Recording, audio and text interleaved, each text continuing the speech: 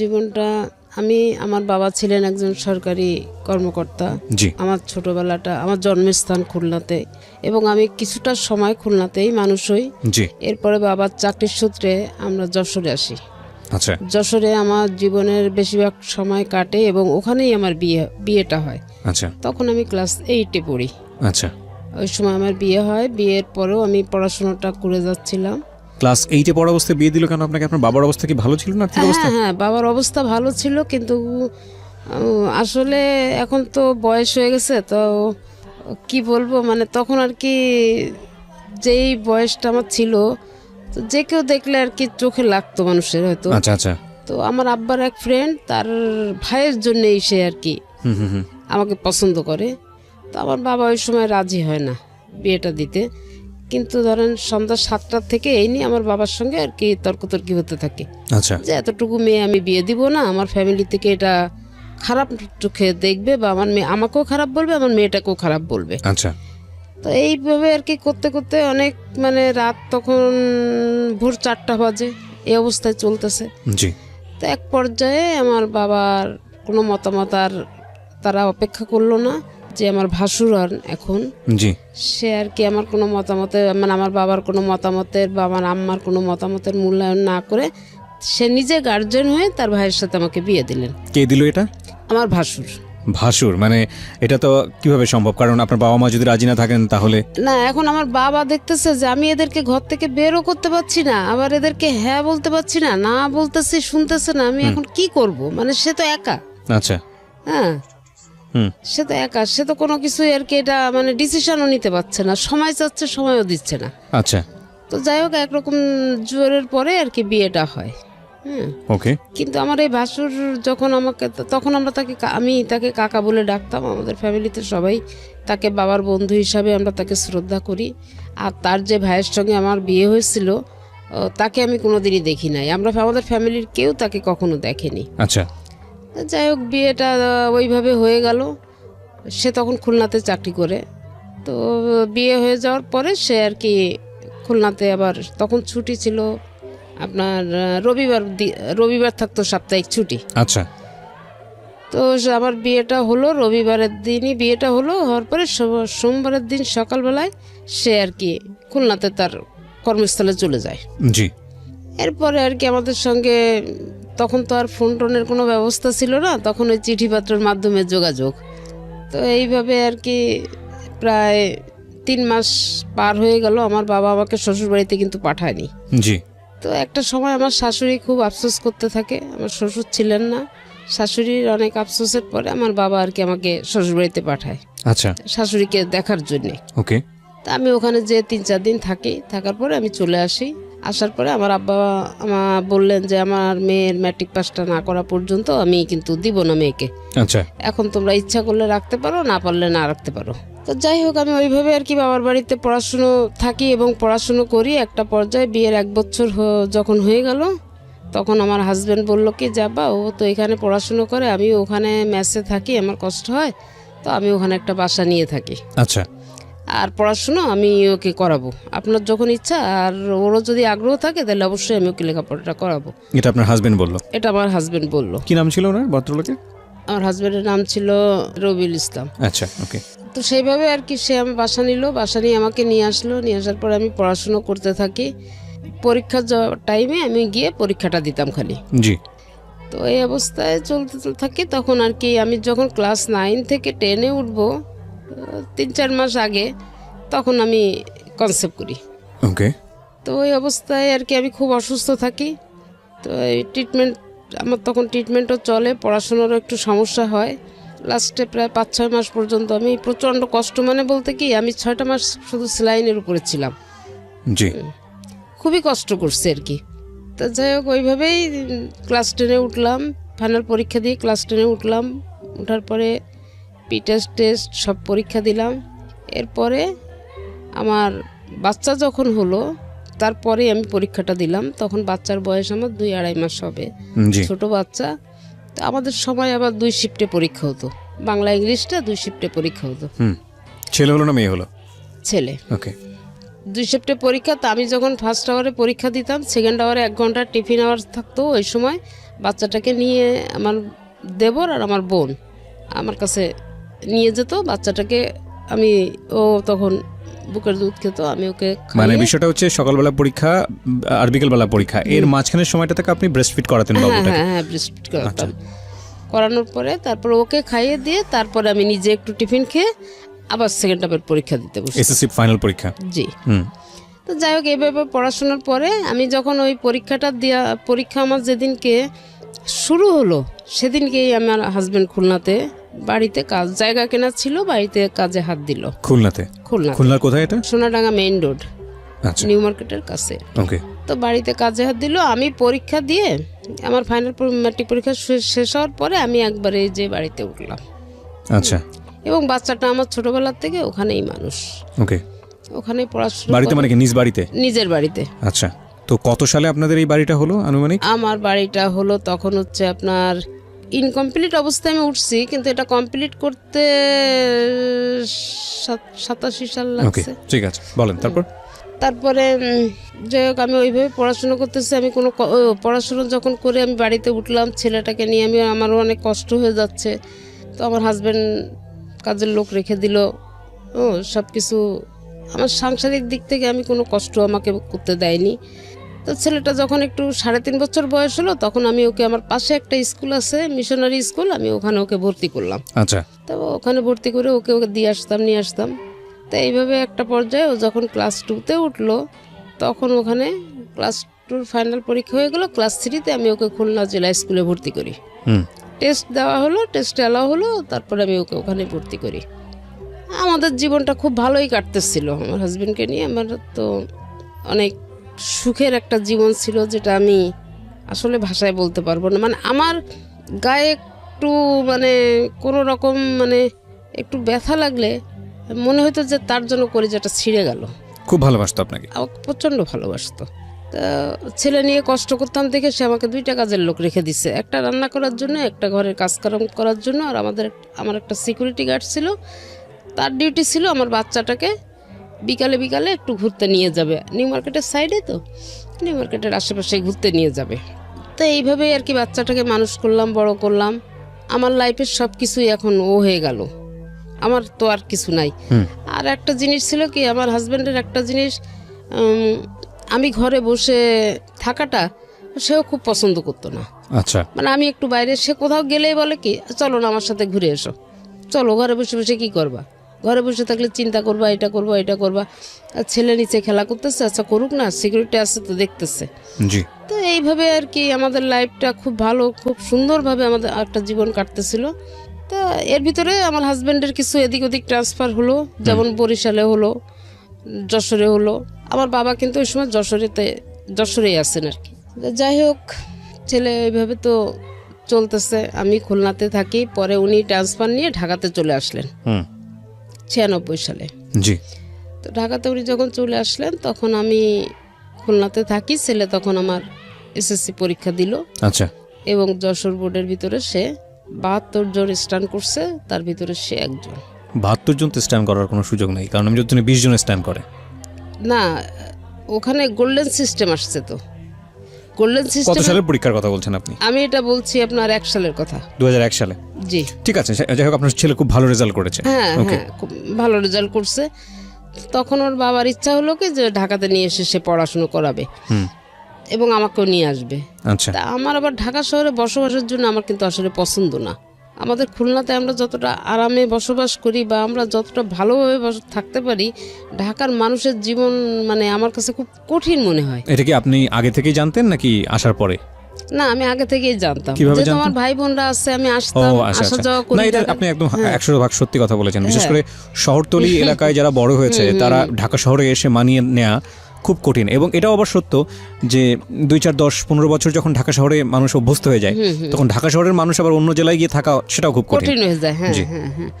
তো তখন আমার ওই হাজবেন্ড যখন এখানে আসলো তখন সে বললো কি যে ছেলে তো ম্যাট্রিক পাস করছে, ভালো রেজাল্ট করছে, তো আমি তো ছিলাম না, তুমি তো সব কিছু করছো, তা আমার পক্ষ থেকে তোমার জন্য একটা ভালো গিফট থাকবে। ওই সময় ওই 1 সালে উনি ফার্স্ট আমাকে ওই ছেলের রেজাল্টের উপরে ভিত্তি করে আমাকে ফার্স্ট মোবাইল গিফট করে উনি। আপনাকে মোবাইল গিফট করলো? হ্যাঁ আমাকে। আচ্ছা, যাক আমি তখন ওই ছেলেকে উনি ঢাকাতে নিয়ে আসবে, এখানে কোচিং করাবে, ভর্তি আপনার করাবে। ছেলে কোন বিভাগে ছিল, মানবিক, সায়েন্স না কমার্স? সায়েন্স। সায়েন্সে ছিল। সায়েন্সে থেকে এত ভালো স্টুডেন্ট ছিল?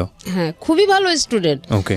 এখনো পর্যন্ত আপনি ওর হাতের লেখা দেখলে আপনি অবাক হয়ে যাবেন যে এত সুন্দর হাতের লেখা, কিন্তু ওর হাতের লেখাটা আমি ওকে শিখাইছি। Beautiful beautiful. ঠিক আছে, আপনি এসএসসি পরে কি করলেন? ওই লেখাপড়া বন্ধ করে দিলেন? আমি লেখাপড়া বন্ধ না, হ্যাঁ কিছুটা সময় গ্যাপ রাখলাম। আচ্ছা ঠিক আছে, সামনের দিকে আগাই। তারপর? হ্যাঁ, তারপরে যখন আমি যখন ওই ছেলেকে জেলা স্কুলে দিলাম, তখন আমি ওই ছেলেকে যখন পড়াইতাম, আমি নিজেও টিচার পড়াতো, তারপরে তো আমাকে গাইড করতে হতো কিছুটা। তো ওকে যখন পড়াতে শুরু করলাম, তখন আর কি আমি নিজে আবার পড়াশোনা শুরু করি। এটা কি মানে এসএসসির আগে, ছেলের এসএসসির আগে না পরের ঘটনা? ছেলের এসএসসির আগের ঘটনা। ওকে।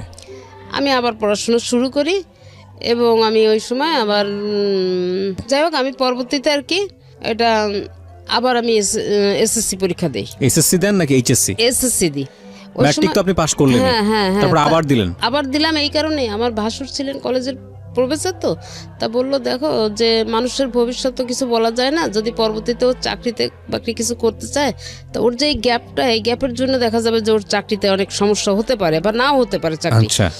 তা ও নতুন করে আবার শুরু করুক। আবার নতুন করে এসএসসি পরীক্ষা দিলেন? হ্যাঁ। পাস করলেন? হ্যাঁ, তখন আমি পরীক্ষা দিলাম, পাশ করলাম, ম্যাট্রিক পাস করলাম, ইন্টার করলাম, ডিগ্রিও করলাম।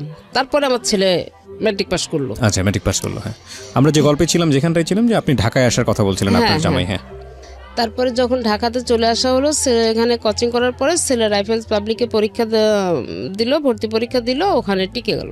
আচ্ছা।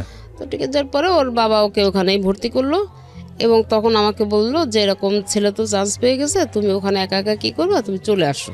আমার এটা খুব একটা বেশি ইচ্ছা ছিল। চলে আসো মানে কি? মানে আপনার জামাই তখন ঢাকাতে? হ্যাঁ, আমার জামাই তখন ঢাকাতে। উনি কি করতো? উনি হাউস বিল্ডিং ফাইন্যান্স কর্পোরেশনের চাকরি করতেন। আচ্ছা, ওকে। তো আপনি ওখানে একা একা কি করবেন, এই জন্য ঢাকায় আসতে? হ্যাঁ, চলে আসতে বলছে, কিন্তু আমার এই বাড়ির মায়াটা ছেড়ে না আমি কোথাও গিয়ে থাকতে পারতাম না। আচ্ছা। তো তখন আমি, বাড়ি তখন কয়তলা হয়েছে আপনাদের? আমার বাড়ি অলরেডি তখন ডবল ইউনিটের 4 তলা। 4 তলা বাড়ি। আচ্ছা। তা আমি তখন আর কি তাকে অনেক বোঝানোর চেষ্টা করলাম যে তুমি ছেলে চান্স পেয়েছে ঠিক আছে, কিন্তু ওকে আমার হাতে ছেড়ে দাও, আমি ইন্টারটা এখানে খুলনাতে করাই, তারপরে ও ঢাকাতে যে অনার্স করবে। তা ওর বাবা আপত্তি করলো। হ্যাঁ, আপত্তি করলো। তখন আমি বললাম যে আচ্ছা ঠিক আছে। এই যে ইন্টারটা করাতে ঢাকাতে নিয়ে আসলো, তখন যেন ছেলে একটু কেমন হয়ে গেল। একটা পর্যায়ে ওর বাবা আমাকে বললো, ইন্টার পাস করার পরে ইন্টার লাস্টে সেকেন্ড ইয়ারে চলা অবস্থায় আমাকে একদিনকে বললো কি, ছেলে তো আমার কন্ট্রোলের বাইরে চলে যাচ্ছে, তুমি এক কাজ করো, তুমি ছেলে নিয়ে খুলনা চলে যাও। আচ্ছা, একবার ইন্টার পরীক্ষার আগ মুহূর্তে এটা? হ্যাঁ। তখন আমি বললাম কি যে আমি তো প্রথমে তোমাকে এই জিনিসটা বলছিলাম, তুমি আমার কথাটা তো শুনলা না, এখন তো নিয়ে আসছো, এখন এই মুহূর্তে তো আমি নিয়ে যেতে পারবো না ছেলে। তা বললো কি যে তাইলে আমি এখন কি করব, কারণ আমি সারাদিন অফিসে থাকি আর তুমি এই ঢাকা খুলনা দৌড়াদৌড়ি করতে থাকো, ছেলে কি করে না করে আমি তো কিছু বুঝি না। এরপরে আমি এখানে একটু অবজেকশন দিলাম যে না, ও ইন্টারটা করুক, তারপরে দেখা যাবে কি করা যায়। তো ইন্টারটা পাস করলো। হ্যাঁ, রাইফেলস পাবলিকের থেকে ইন্টারটা পাস করলো। পাস করার পরে রেজাল্টটা কেমন ছিল? এসএসসির মতো ছিল নাকি খারাপ হলো? হ্যাঁ, রেজাল্টটা ভালো ছিল। তো ওর যেদিন রেজাল্ট হবে তার আগের দিন আছে আসানুল্লাহ প্রাইভেটে আর কি অনার্সের জন্য পরীক্ষা হলো। আচ্ছা। হ্যাঁ, কিন্তু তখনও ইন্টারের রেজাল্ট হয়নি। আচ্ছা, ইন্টারের রেজাল্ট না হলে পরীক্ষা হয় কিভাবে? হ্যাঁ, এটা হলো এবং ও পরীক্ষাও দিল। ওকে, ইন্টারেস্টিং। যেদিনকে ওর ইন্টারের রেজাল্ট হলো সেদিনকে আসানুল্লাহর রেজাল্ট হলো। ছেলে এদিকে ইন্টারও পাস করে গেছে, ওদিকে আসানুল্লাহ এসে চান্স পেয়ে গেছে। আচ্ছা। তো এটা যখন হলো তখন আর কি সেইভাবে ওকে ভর্তি করার জন্য সব ব্যবস্থা করা হলো এবং ভর্তি করে। আসানুল্লাহতে কেন ভর্তি করার চেষ্টা করছিলেন আপনারা? এটা আমার ভাই হচ্ছে, সাধারণত তো পাবলিকে সবাই ট্রাই করে প্রথমে, পাবলিক বিশ্ববিদ্যালয়গুলোতে। হ্যাঁ, কিন্তু ওর বাবার ইচ্ছা ছিল যে, ওরা বাবার একটা ধারণা ছিল কি যে মনে হয় প্রাইভেটে পড়াশোনা ভালো হয়। ওকে, এইটা আর কি। ওকে। তো যাই হোক, সেটাই আর কি করছে। করার পরে ওখানে ওর বাবা আরও বেশিরভাগটা সময় এখানে থাকতো আর আমি খুলনাতে। এর মধ্যে আবার আমার একটা চাকরি হয়ে যায়। একটা চাকরি হয়, আমার পোস্টিংটা, আমি তো খুলনার থেকে অ্যাপ্লাই করি চাকরির জন্য, তো ওখানে আমার পোস্টিংটাও খুলনাতে হয়ে যায়। আমি তখন খুলনাতে। কিসের চাকরি ছিল এটা? এটা ছিল ওই যে Bangladesh legal aid and services trust, ব্লাস্টের। তো আমার চাকরিটা ওখানে হয়। আমি কিভাবে জয়েন করলেন ওখানে? আমি ওখানে কোঅর্ডিনেটর। ওকে। তা আমি ওখানে আর কি জয়েন করি আর বাবা ছেলে ঢাকাতেই থাকে। আমার ওখানে চাকরির বয়স যখন আমার 1 বছর হলো, তখন আর কি আমি প্রতি মাসের 7 বা 8 তারিখে আমি ওই খুলনা থেকে আমার রিপোর্ট নিয়ে আমার হেড অফিসে আসতে হতো। আচ্ছা, তো আমি সেইভাবে আসবো। তো হঠাৎ করে 4 তারিখে আমি আসি, 7-8 তারিখে আমাকে 4 তারিখে, জুন মাসের 4 তারিখে আমাকে ফোন করে বলতেছে যে আমার না শরীরটা ভালো না, তুমি একটু তাড়াতাড়ি চলে এসো। আপনার জামাই বলছে? তখন আমি বললাম কত সালে এটা? এটা হয়েছে 7 সালে, 2007 সালে। 2007 সালে। তা আমি বললাম কি, তোমার যদি বেশি সমস্যা হয় আমি এখনো চলে আসতে পারবো, কারণ কোনো সমস্যা আমার নাই। তা বলতেছে না, বেশি তেমন কোনো কিছু না, তুমি ধীরে সুস্থে যেরকম আসো এইভাবে আসো। তাই আমি বললাম আচ্ছা ঠিক আছে। এখন আমি না, আসার আগে আপনাকে আমার একটা প্রশ্ন আছে, সেটা হচ্ছে আপনার বাড়ি ভাড়া কত আসতো ওই সময়টাতে? 15 থেকে 16,000 টাকা। 15 থেকে 16,000 টাকা পুরো বিল্ডিং মিলে? হ্যাঁ, পুরো আচ্ছা। টোটাল বিল্ডিং এ। আর আপনার জামাই তো জব করতোই? জি। তো আপনার জামাইও তো মোটামুটি ভালো অঙ্কেরই বেতন পেত, আমি যদি ভুল না করে থাকি। তো তারপরও আপনার জব করার, আমি বলছি না আপনি জব করেন, সেটাতে আমার কোনো প্রশ্ন নাই, কিন্তু মানুষ তো সাধারণত আমাদের সামাজিক বিন্যাসটা তো এরকমই যে প্রয়োজন না থাকলে আসলে মেয়েরা তেমন একটা জবে যান না, এটাই আমরা দেখে থাকি। তো আপনার তো বোধহয় সেরকম ক্রাইসিস ছিল না অর্থে? না। তো তারপরেও আপনি কেন জবে গেলেন? কেন গেলাম এটাই হচ্ছে যে আমার বাড়িতে, আমি যে ঢাকাতে আসছি, আমার বাড়িতে যে কেয়ারটেকার রেখে আসছি, এই কেয়ারটেকারটা আমার বিদ্যুৎ বিল নিয়ে অনেক ঝামেলা করে ফেলছে। তো ঝামেলা করে ফেলার পরে একটা পর্যায়ে আমরা দুজনে বসে আলাপ করলাম কি, যে এরকম অবস্থা হলে তো এরকম বিদ্যুৎ নিয়ে ঝামেলা করলে তো প্রায় বিদ্যুৎ অফিস থেকে এসে লাইন টাইন কেটে দেওয়া, ভাড়াটেদের সমস্যা, আর এই খুলনা থেকে আমি, এই ঢাকা থেকে আমি যে এইভাবে তো সমস্যার সমাধান করা ঠিক মানে সম্ভব হয় না, এটা খুবই কঠিন একটা ব্যাপার। তখন আমার হাজব্যান্ড বললো কি যে আচ্ছা দেখি কি করা যায়। তারপরে যখন আমার ওই চাকরিটার জন্য আমি অ্যাপ্লাই করছি, এটা তার আগ্রহে করছি। তো তখন ওই আগ্রহটা স্যার এই কারণেই ছিল যে যদি খুলনাতে আমার চাকরিটা হয় আর আমি খুলনাতে থাকতে পারি, তাহলে আমার বাড়িতে কেয়ারটেকারের দরকার হবে না, আমার নিজের তত্ত্বাবধানে আমার বাড়িটা থাকবে, কোনো ঝামেলা ঝঞ্ঝাট হবে না। তো এটা বললাম। তখন আমি আর কি, যখন চাকরিটা হলো, বলুন তারপরে। তো আমি অফিস থেকে বাসায় গেছি, বাসায় যাওয়ার পরে আর কি এমনি উনি মানে নিজে যখন দুপুরে সকালে যে অফিসে গিয়ে আমাকে একটা ফোন দিত, বা বাসা থেকে বের হওয়ার সময় ফোন দিছে, দুপুরে যখন সে খেতে বসবে তার আগে, এই অফিসেই তো খাওয়া দাওয়ার সিস্টেম ছিল তার, অফিস দুপুরে খাওয়া দাওয়ার আগে আমাকে ফোন দিত। কারণ আমি না খাওয়া দাওয়ার প্রতি আমার আবার একটু খুব অনীহা। জি। মানে অনীহা বলতে কেমন, এই বাচ্চাদের মতো আমাকে জোর করে ধরে কেউ খাওয়াইতে পারলে মনে ভালো হয়, কারণ একা একা থাকি তো, খুবই আমার ভাতটা মোটেই আমার একেবারে পছন্দ ছিল না। আচ্ছা, এরকম আর কি। তো আমার যে পার্মানেন্ট কাজের লোকটা ছিল, ওকে সবসময় এটা সে সতর্ক করে দিত, এবং ওই খাওয়ার আগে আমাকে খালি জিজ্ঞেস করতো তুমি যে কোথায় আছো, অফিসে, তা খাওয়া দাওয়া কি করছো, তা না, বাইরে বেরোয় দেখো সামনে ভালো কোন রেস্টুরেন্টে বসে খেয়ে নাও। আচ্ছা ঠিক আছে খাবো। আমি আরো বরং উল্টা রাগ করতাম তার উপরে, যে কি আমাকে কি ছোট মানুষ পাইছো নাকি, তুমি এরকম করো কিসের জন্যে। এখন আমাকে বললো যে ঠিক আছে তোমার এখন আসার দরকার নেই, তুমি তাহলে 7 তারিখেই আসো। তা আমি বললাম আচ্ছা ঠিক আছে। এখন আমার ছেলে তো এখানে আছে, তো 4 তারিখেই, এই কথা 4 তারিখ দুপুরে আমার সঙ্গে হলো।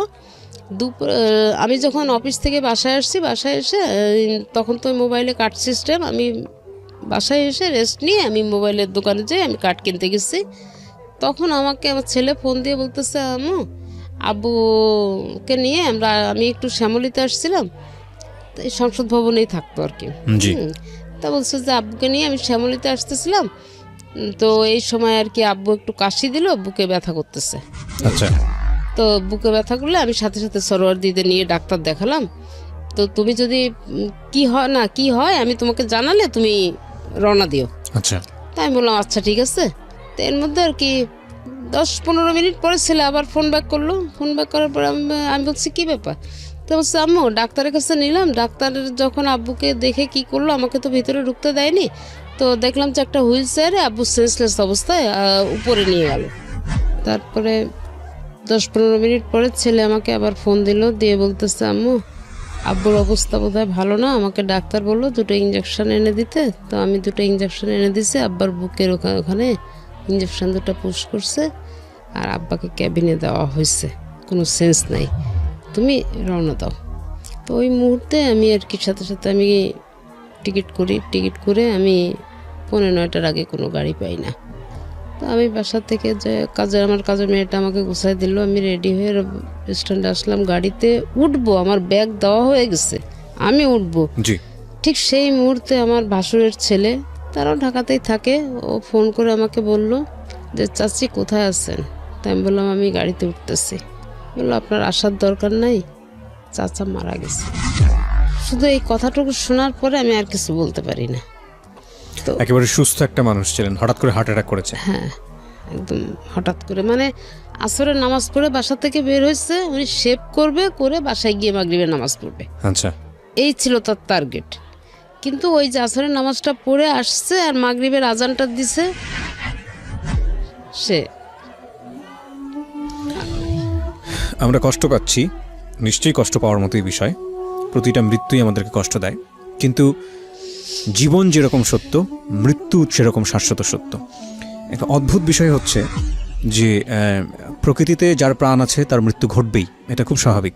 কিন্তু আমাদের ব্যক্তি জীবনে আমরা মৃত্যুকে স্মরণ করি না, এবং করি না বলেই দেখবেন যে আসলে প্রতি মুহূর্তেই অনেক ধরনের ভুল ভাল করে ফেলি। চিন্তা করে দেখুন, আপনি একটা মানুষ, এই মুহূর্তে যারা আমার রেডিওটা শুনছেন, লাখ লাখ মানুষ আপনারা শুনছেন, লাখ লাখ মানুষ, কিন্তু একবার যদি খুব খুব মানে গভীরভাবে একটু চিন্তা করে দেখেন যে এমনও হতে পারে আজকের এই অনুষ্ঠানটি আপনার জীবনের শেষ শোনা অনুষ্ঠান, কিংবা এই রাতটি আজকে আপনার জীবনের শেষ রাত, কিংবা আমি কি প্রিয়া, আমার জন্য হয়তোবা এটা আজকের জন্যে মানে আজকের মতো শেষ অনুষ্ঠান হতেই পারে। যে কোনো মুহূর্তে এমন হতে পারে যে অনুষ্ঠানটা করে বাড়ি ফিরতে পারবো না, সৃষ্টিকর্তা হয়তো বা নিয়ে যাবেন। তো এই যে মানে ফিলটা, এটা যদি আমাদের মধ্যে থাকে, তাহলে আমাদের দ্বারা আসলে খুব বেশি খারাপ কাজ করা মানে সম্ভবই না আসলে, কারণ যে কোনো মুহূর্তেই তো আমরা চলে যাব, যে কোনো মুহূর্তেই আমরা মুসাফিরের মতো, প্রত্যেকটা মানুষ আসলে আমরা মুসাফির, এবং খুব অল্প সময়ের জন্য এসেছি, যে কোনো মুহূর্তে আমরা চলে যাব। কিন্তু অদ্ভুত বিষয় হচ্ছে আমরা এটা চিন্তা করি না, এবং এই চিন্তাটা যদি আবার খুব গভীরভাবে করা শুরু করি, তাহলে জীবনের সামনের দিকে এগোনোও খুব মুশকিল। হ্যাঁ, যাই হোক, এটাই মানে ওনার মৃত্যুটা দেখুন, মানে অচিন্তনীয়, মানে কোনোভাবেই চিন্তা করা যায় না, তাই না?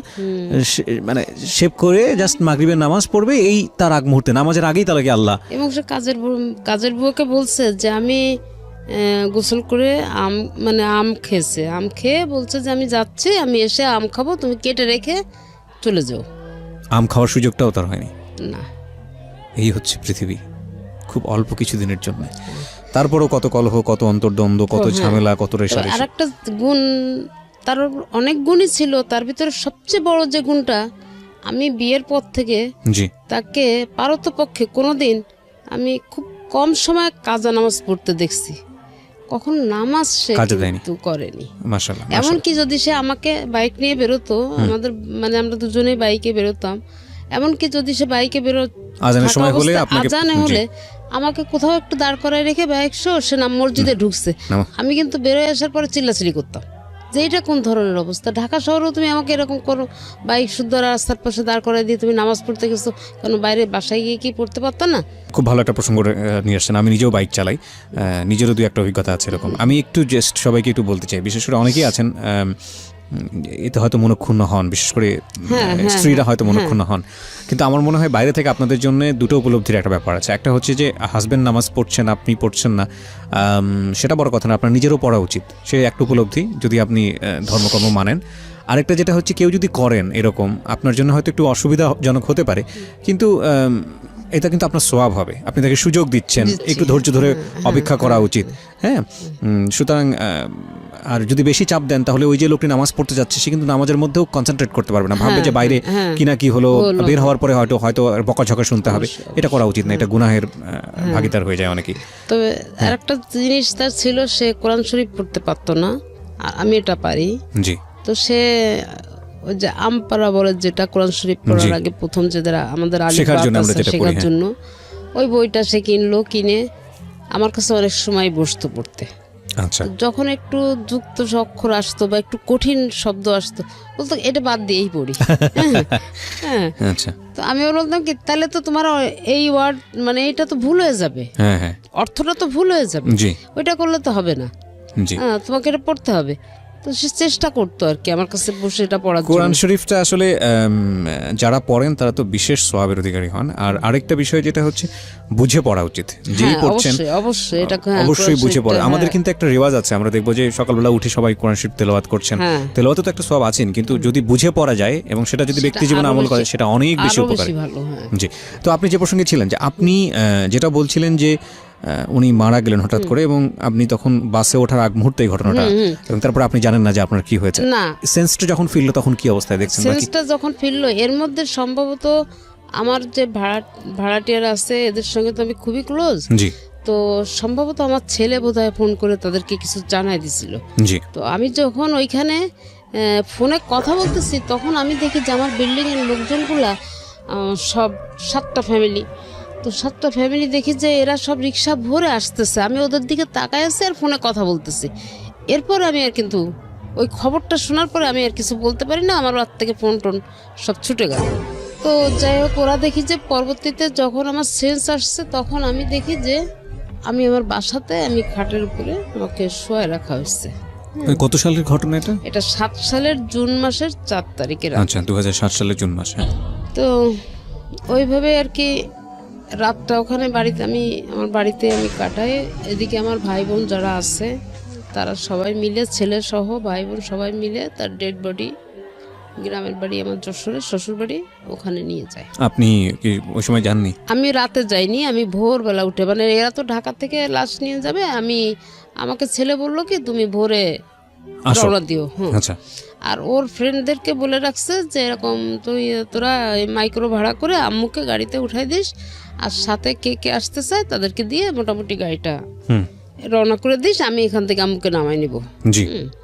তো সেইভাবে আমরা, আপনার ছেলে তখন কিসে পড়ছে? হাসানুল্লাহতে? হ্যাঁ হ্যাঁ, আচ্ছা, তো তখন আর কি আমি চলে আমার মা, আম্মা, আমি এবং আমার ওখানে আশেপাশে আরও এক অফিস কলিগ 5 জন আছে, তারা অনেক ভাড়াটিয়া সবাই মিলে মোটামুটি 2টা মাইক্রো নিয়ে আমরা বাড়িতে আসি, যশোরে আসি। জি। আসার পরে আমি যখন বাড়িতে আসি ওই গাড়িতেই আমি সেন্সলেস হয়ে যাই আর কি। যখন আমাদের বাড়ির রোডটা ঢুকে না তখনই আমি সেন্সলেস। তো ওই অবস্থায় আমাকে বাড়িতে ঢুকানোর পরে কিভাবে কি করছে না করছে আমি জানি না। তো যখন আমার সেন্স আসলো আমাকে ধরে নিয়ে আমাদের উঠানের ভিতরে নিয়ে গেল, দেখলাম আমার হাজবেন্ডকে তখন গোসল করাচ্ছে। আমাকে পাশে একটা চেয়ার দিল, আমি বসলাম, তাকে গোসল করাচ্ছে, কিন্তু আমি কোনো কথা বলতে পারছিলাম না। তো গোসল করানোর হয়ে গেল, কাপড় টাপড় আমার সামনেই কাপড় টাপড় পরালো, সব কিছুই করলো। এরপরে তাকে যখন তার লাশটা নিয়ে ওখান থেকে সরাই নিল, নিয়ে মসজিদের কাছে রাখলো, আমাদের পারিবারিক মসজিদ, পারিবারিক গোরস্থান।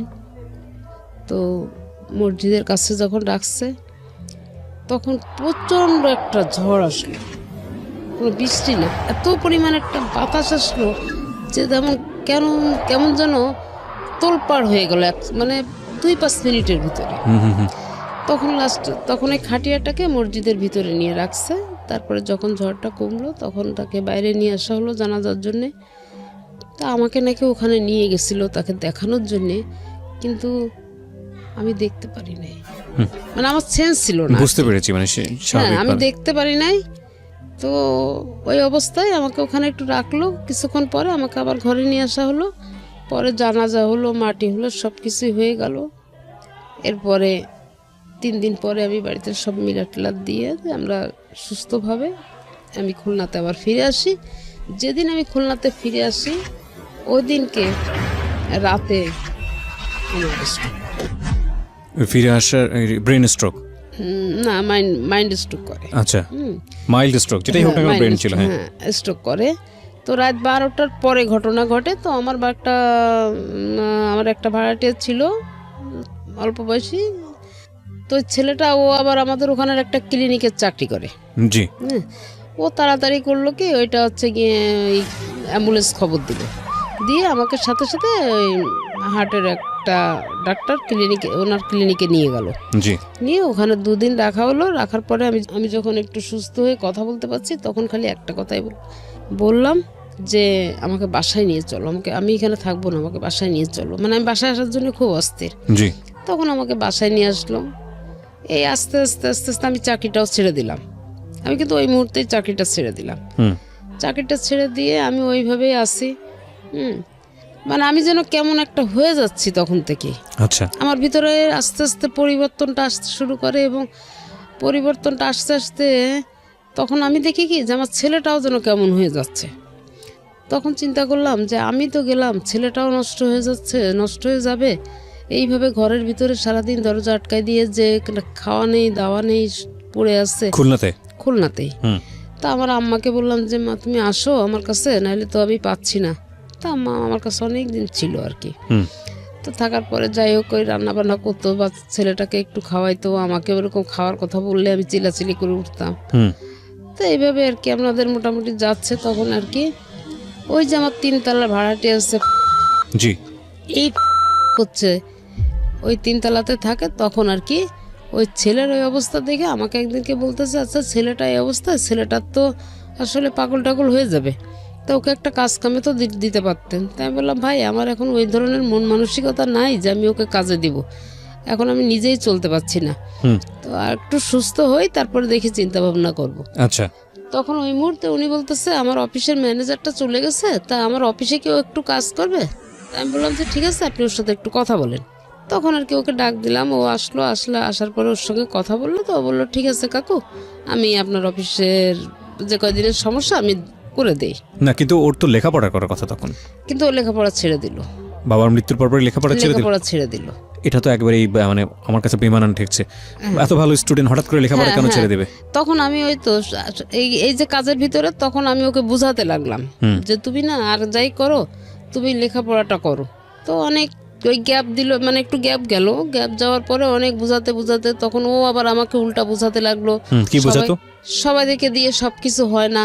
হ্যাঁ, আমার পড়াশুনো করতে এখন আর ভালো লাগে না, একটা সময় ভালো লাগছে, এখন ভালো লাগে না, তুমি কেন আমাকে জোর করো? হ্যাঁ আচ্ছা দেখবো, তুমি বলতেছো তখন আমি চিন্তা করে দেখবোই করবো। পরে যাই হোক এইভাবে আর কি মোটামুটি অনেক কষ্ট করে আমি অনেক চাপের মুখে রেখে ভালোবেসে বুকে ঝুঁকে আদর যত্ন যাই করার করে টরে মোটামুটি অনার্সটা করাই দিলাম। ওকে, অনার্সটা করলাম, করার পরে এখন ওই অফিসে কাজে গেল না, ওখান থেকে আর কি কাজ কাম করতো, কি টাকা পয়সা পাইতো না পাইতো এটা কখনো আমার কাছে বলতো না, দিত না। আর আমি এটা জিজ্ঞাসা করলে বলতো কি যে জাস্ট ম্যানেজার নাই, আমি একটু কাজ করে দিচ্ছি, সে কিছু দিলে দিল না দিলে না দিল, আম্মু এটা নিয়ে তোমার কোনো টেনশন করার দরকার নেই। ওকে, তাই আমি বললাম আচ্ছা ঠিক আছে। তো কাজ করতে করতে একটা পর্যায়ে সে ছেলেকে কি দিয়ে কি পরামর্শ করলো আমি জানি না, তখন হচ্ছে যে আপনার 9 সালের লাস্টের দিকে। ওকে, তখন আর কি ছেলেকে কি দিয়ে কি পরামর্শ দিল, তখন ছেলে আমাকে বলতে লাগলো যে আমি বাড়িটা ভাগ করে নিব। তাই আমি বললাম কি বাবা আমার তো আর কেউ নাই, তুই ছাড়া তো আমার আর কেউ নাই, এখন যদি আমি মারা যাই তা বাড়িটা তো তোরই, এটা আবার ভাগ করার কি হয়েছে? তা বললো যে না আমার অংশ আমি ভাগ করে নিব। তাই আমি বললাম যে বোঝানোর পরে অনেক কিছুই বুঝালাম, কিন্তু কোনো কথাই সে শুনতে চায় না। তো লাস্টে যখন আমাকে কোনো রকম কিছু করতে পারলো না, তখন আমার ওয়ার্ড কমিশনারের কাছে গেল। আচ্ছা, ওয়ার্ড কমিশনারকে গিয়ে বললো, তখন ওয়ার্ড কমিশনার আমাকে ডাকলো, ডেকে আমাকে বলতেছে আপা ছেলে তো এরকম উল্টাপাল্টা কথাবার্তা বলতেছে, এটা আমি কি করব? তাই আমি বললাম কি আচ্ছা ভাই এসব ঝামেলা না করে দেখেন যদি মিউচুয়াল করতে পারেন ভালো, না পারলে আপনি ও যেটা বলতেছো সেটা করে দেন, আমার তো মন মানসিকতা এখন ভালো না, আমি এটার বিষয়ে আর কোনো কথা বলতে চাই না। তখন ওই আমার ছেলে এরা সবাই একসাথে হয়ে কমিশনারের কাছে গেল। আর এই হলো গিয়ে কমিশনারের খালাতো ভাই, কিন্তু এদের সঙ্গে রিলেশন খুবই খারাপ, রক্তের সম্পর্ক, কিন্তু এদের সঙ্গে রিলেশনটা ভালো না। তো এরা আবার ঠিক করলো কি যে দোতলাতে আমরা তো থাকি, ছেলে থাকে এক ফ্ল্যাটে, আমি থাকি আর এক ফ্ল্যাটে, জি, মানে পুরাটাই আমাদের, দোতলা পুরাটাই আমাদের, কিন্তু ওইটাকে এখন ওই দোতলাটা বাদ দিলে নিচতলার 2টা ফ্ল্যাট হচ্ছে আমাকে দিল, আর 3 তলার 2টা ফ্ল্যাট, 4 তলার 2টা ফ্ল্যাট দিল হচ্ছে ছেলেকে, জি, ছেলের চলাফেরা খাওয়া দাওয়ার জন্য, আর আমাকে দিল আমার খাওয়া দাওয়ার জন্য, আমাকে 2টা ফ্ল্যাট দেওয়া হলো। ওকে, তো আমি সেইভাবে আছি, কোনো কিছু না, কোনো ঝামেলা ঝঞ্ঝাট আর করতেছি না, চুপচাপ আছি। তো একটা পর্যায়ে আর কি ছেলে একটা দিতে হয়, তাহলে আপনি আন্টিকে একটু ডেকে নিয়ে আসেন, ওকে, উনি বললে আমরা আপনাকে দেব। ওকে, তো এইভাবে আর কি আমি ওখানে গেলাম, যাওয়ার পরে শোনার পরে আমি বললাম কি আচ্ছা ঠিক আছে তোমরা চুপ করো, দেখি আমি ওর সঙ্গে কথা বলে দেখি কি হয়েছে। হুম। তো আমি একটা পর্যায়ে ও যখন ঘরে আসে সেই সময় আমি যে বলতেছি কি আচ্ছা ভাই কি হয়েছে, কি উল্টাপাল্টা করতেছে কেন, হুম। আপনারা তো কমিশনারের মাধ্যম দিয়ে সবকিছু সেটেল করে নিয়ে আসছে, ওকে। তো এখন এটা নিয়ে আবার কেন ঝামেলা করতেছে।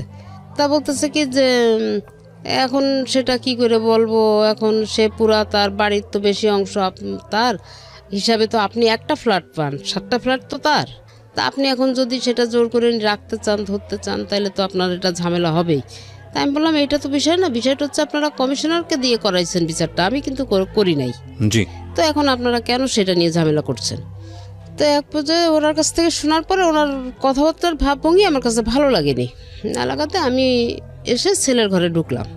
ঢুকে আমি ছেলেকে বললাম যে আচ্ছা তোর কি সমস্যা বলতো আমাকে, তোর যদি কোনো সমস্যা থাকে সেটা তুই আমার সাথে বল, কিন্তু কেন তুই ভাড়াটাদের কাছে গিয়ে সমস্ত বলে নিজেকে ছোট করতেছিস। জি।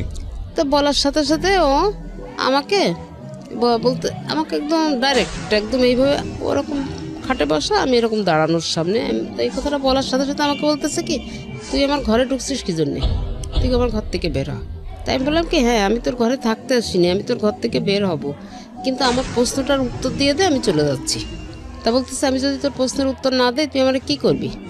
তাই আমি বললাম এইটা কোন ধরনের কথা, তোকে লেখাপড়া শিখাইছি, তোকে শিক্ষিত করছি, তোর মুখ থেকে এরকম ভাষা তো আমি কখনো আশা করি নাই। তুই জন্মের পর থেকে তোর সোনার চামচ মুখে নিয়ে তুই জন্ম নিচ্ছিস এক কথা বলতে গেলে, আজকে তুই কি ধরনের ভাষা ব্যবহার করতেছিস হ্যাঁ আমার সাথে। তো এই কথা বলার সাথে বলতেছে কি তোর কাছে কি আমাকে কৈফিয়ত দিতে হবে নাকি, তো বলে আমাকে গলাটা ধরে একটা ধাক্কা দিয়ে একটা ঘরের ভিতরে ওই ফার্নিচারের ফাঁকা একটা চিপার মতন ওইটার ভিতরে ফেলে দিছে। ও কি বলেন, মানে এই ফার্স্ট আমার গায়ে হাত দিল, আমার গলাটা ধরে একটা এইভাবে ধাক্কা দিল, আর আমি একটা চিপার মধ্যে ঢুকে গেলাম, মানে যেখানে একটা ড্রেসিং টেবিল একটা রিডিং টেবিল মাঝখানে হ্যাঁ এতটুকু ফাঁকা, এর মধ্যে পড়ে গেলাম। পড়ে যাওয়ার পরে আমি আর উঠতে পারছি না ওখান থেকে। তো যাই হোক অনেক কষ্ট করে আমি খুব চেষ্টা করে আমি আর কি উঠলাম ওখান থেকে। ওঠার পরে আমি উঠে ওকে ঠাস করে একটা চড় লাগাই দিলাম। চড় দেওয়ার পরে ও কি করলো, আমার হাতে আমার এই বা হাতটা স্পন্ডালাইসিসের সমস্যা আছে, তো আমার হাতটাকে মোড়ায়ে ধরে আমাকে ফ্লোরে ফেলাই দিল চিৎ করে, একদম পুরো চিৎ করে ফেলে দিয়ে আমার এই 2টা পা এক জায়গায় করে ও একটা পা দিয়ে চেপে ধরছে, আমার পাটা চেপে ধরছে, আর একটা হাত দিয়ে আমার হাত ধরছে আর একটা হাত আমার এই জায়গাটায়। ওহো, মানে আমার জিভ অলরেডি বের হয়ে গেছে, মানে আমার মনে হচ্ছে কি এই মুহূর্তে আমি শেষ, এখন আমি যে কোনো রকম নিজেকে ওর কাছ থেকে ছাড়াই নিব আমি এরকম কোনো সুযোগ পাচ্ছি না। অনেক ধস্তাধস্তি করে মানে অনেক গুতাগুতি করে এক পর্যায়ে আমি একটা, আপনি আশেপাশের লোকজন ছিল না বিল্ডিং এর? হ্যাঁ বিল্ডিং এ, মানে এই যে চিল্লাচিল্লি হচ্ছে না আমার বিল্ডিং এর সামনে পুরা লোক, কিন্তু নিচে কোলাপসিবল গেটে তালা মারা। আচ্ছা। সিঁড়ির ভিতরে দাঁড়ায় এগুলা দেখতেছে এবং বউ দেখতেছে, কিন্তু কোনো কথা নেই তাদের। আর বিল্ডিং এর লোকজন ওই একটু ডেয়ারিং টাইপের লোক, মানে সত্যি কথা বলতে একদম আমি ক্লিয়ার যেটা বলবো সেটা হচ্ছে একটা সন্ত্রাসী, খুলনা শহরের সন্ত্রাসীদের ভিতরে সে একজন, এর পাল্লায় পড়ছে এই ছেলে। ওকে। তো যাই হোক আমি এখন ওইখান থেকে তো কোনো রকম তো ওকে লাথি মানে অনেক চেষ্টা করে মোটামুটি একটু উঠলাম, তো আমি ওখান থেকে কোনো রকম ওকে ধাক্কাধাক্কি দিয়ে মানে একটু ছাড়াই আমি উঠলাম। ওঠার পরে ও আমার হাত 2টা মোড়ায় পিছনে নিয়ে গেল, নিয়ে আমাকে ওর ঘরের থেকে আমার পিছনে ঘাড়ে হাত দিয়ে ধাক্কা দিতে দিতে ওর ঘর থেকে বারান্দায় বের করে নিয়ে এসে আমার এখানে একটা ঘুষি মারছে, 2 চোখের মাঝখানে। হ্যাঁ এই ঠিক এই জায়গাটা একটা ঘুষি দেওয়ার সাথে সাথে আমার যে নাক দিয়ে রক্ত পড়তেছে না, মুখ দিয়ে পড়তেছে না, চোখ দিয়ে পড়তেছে, আমি কিছু বলতে পারবো না।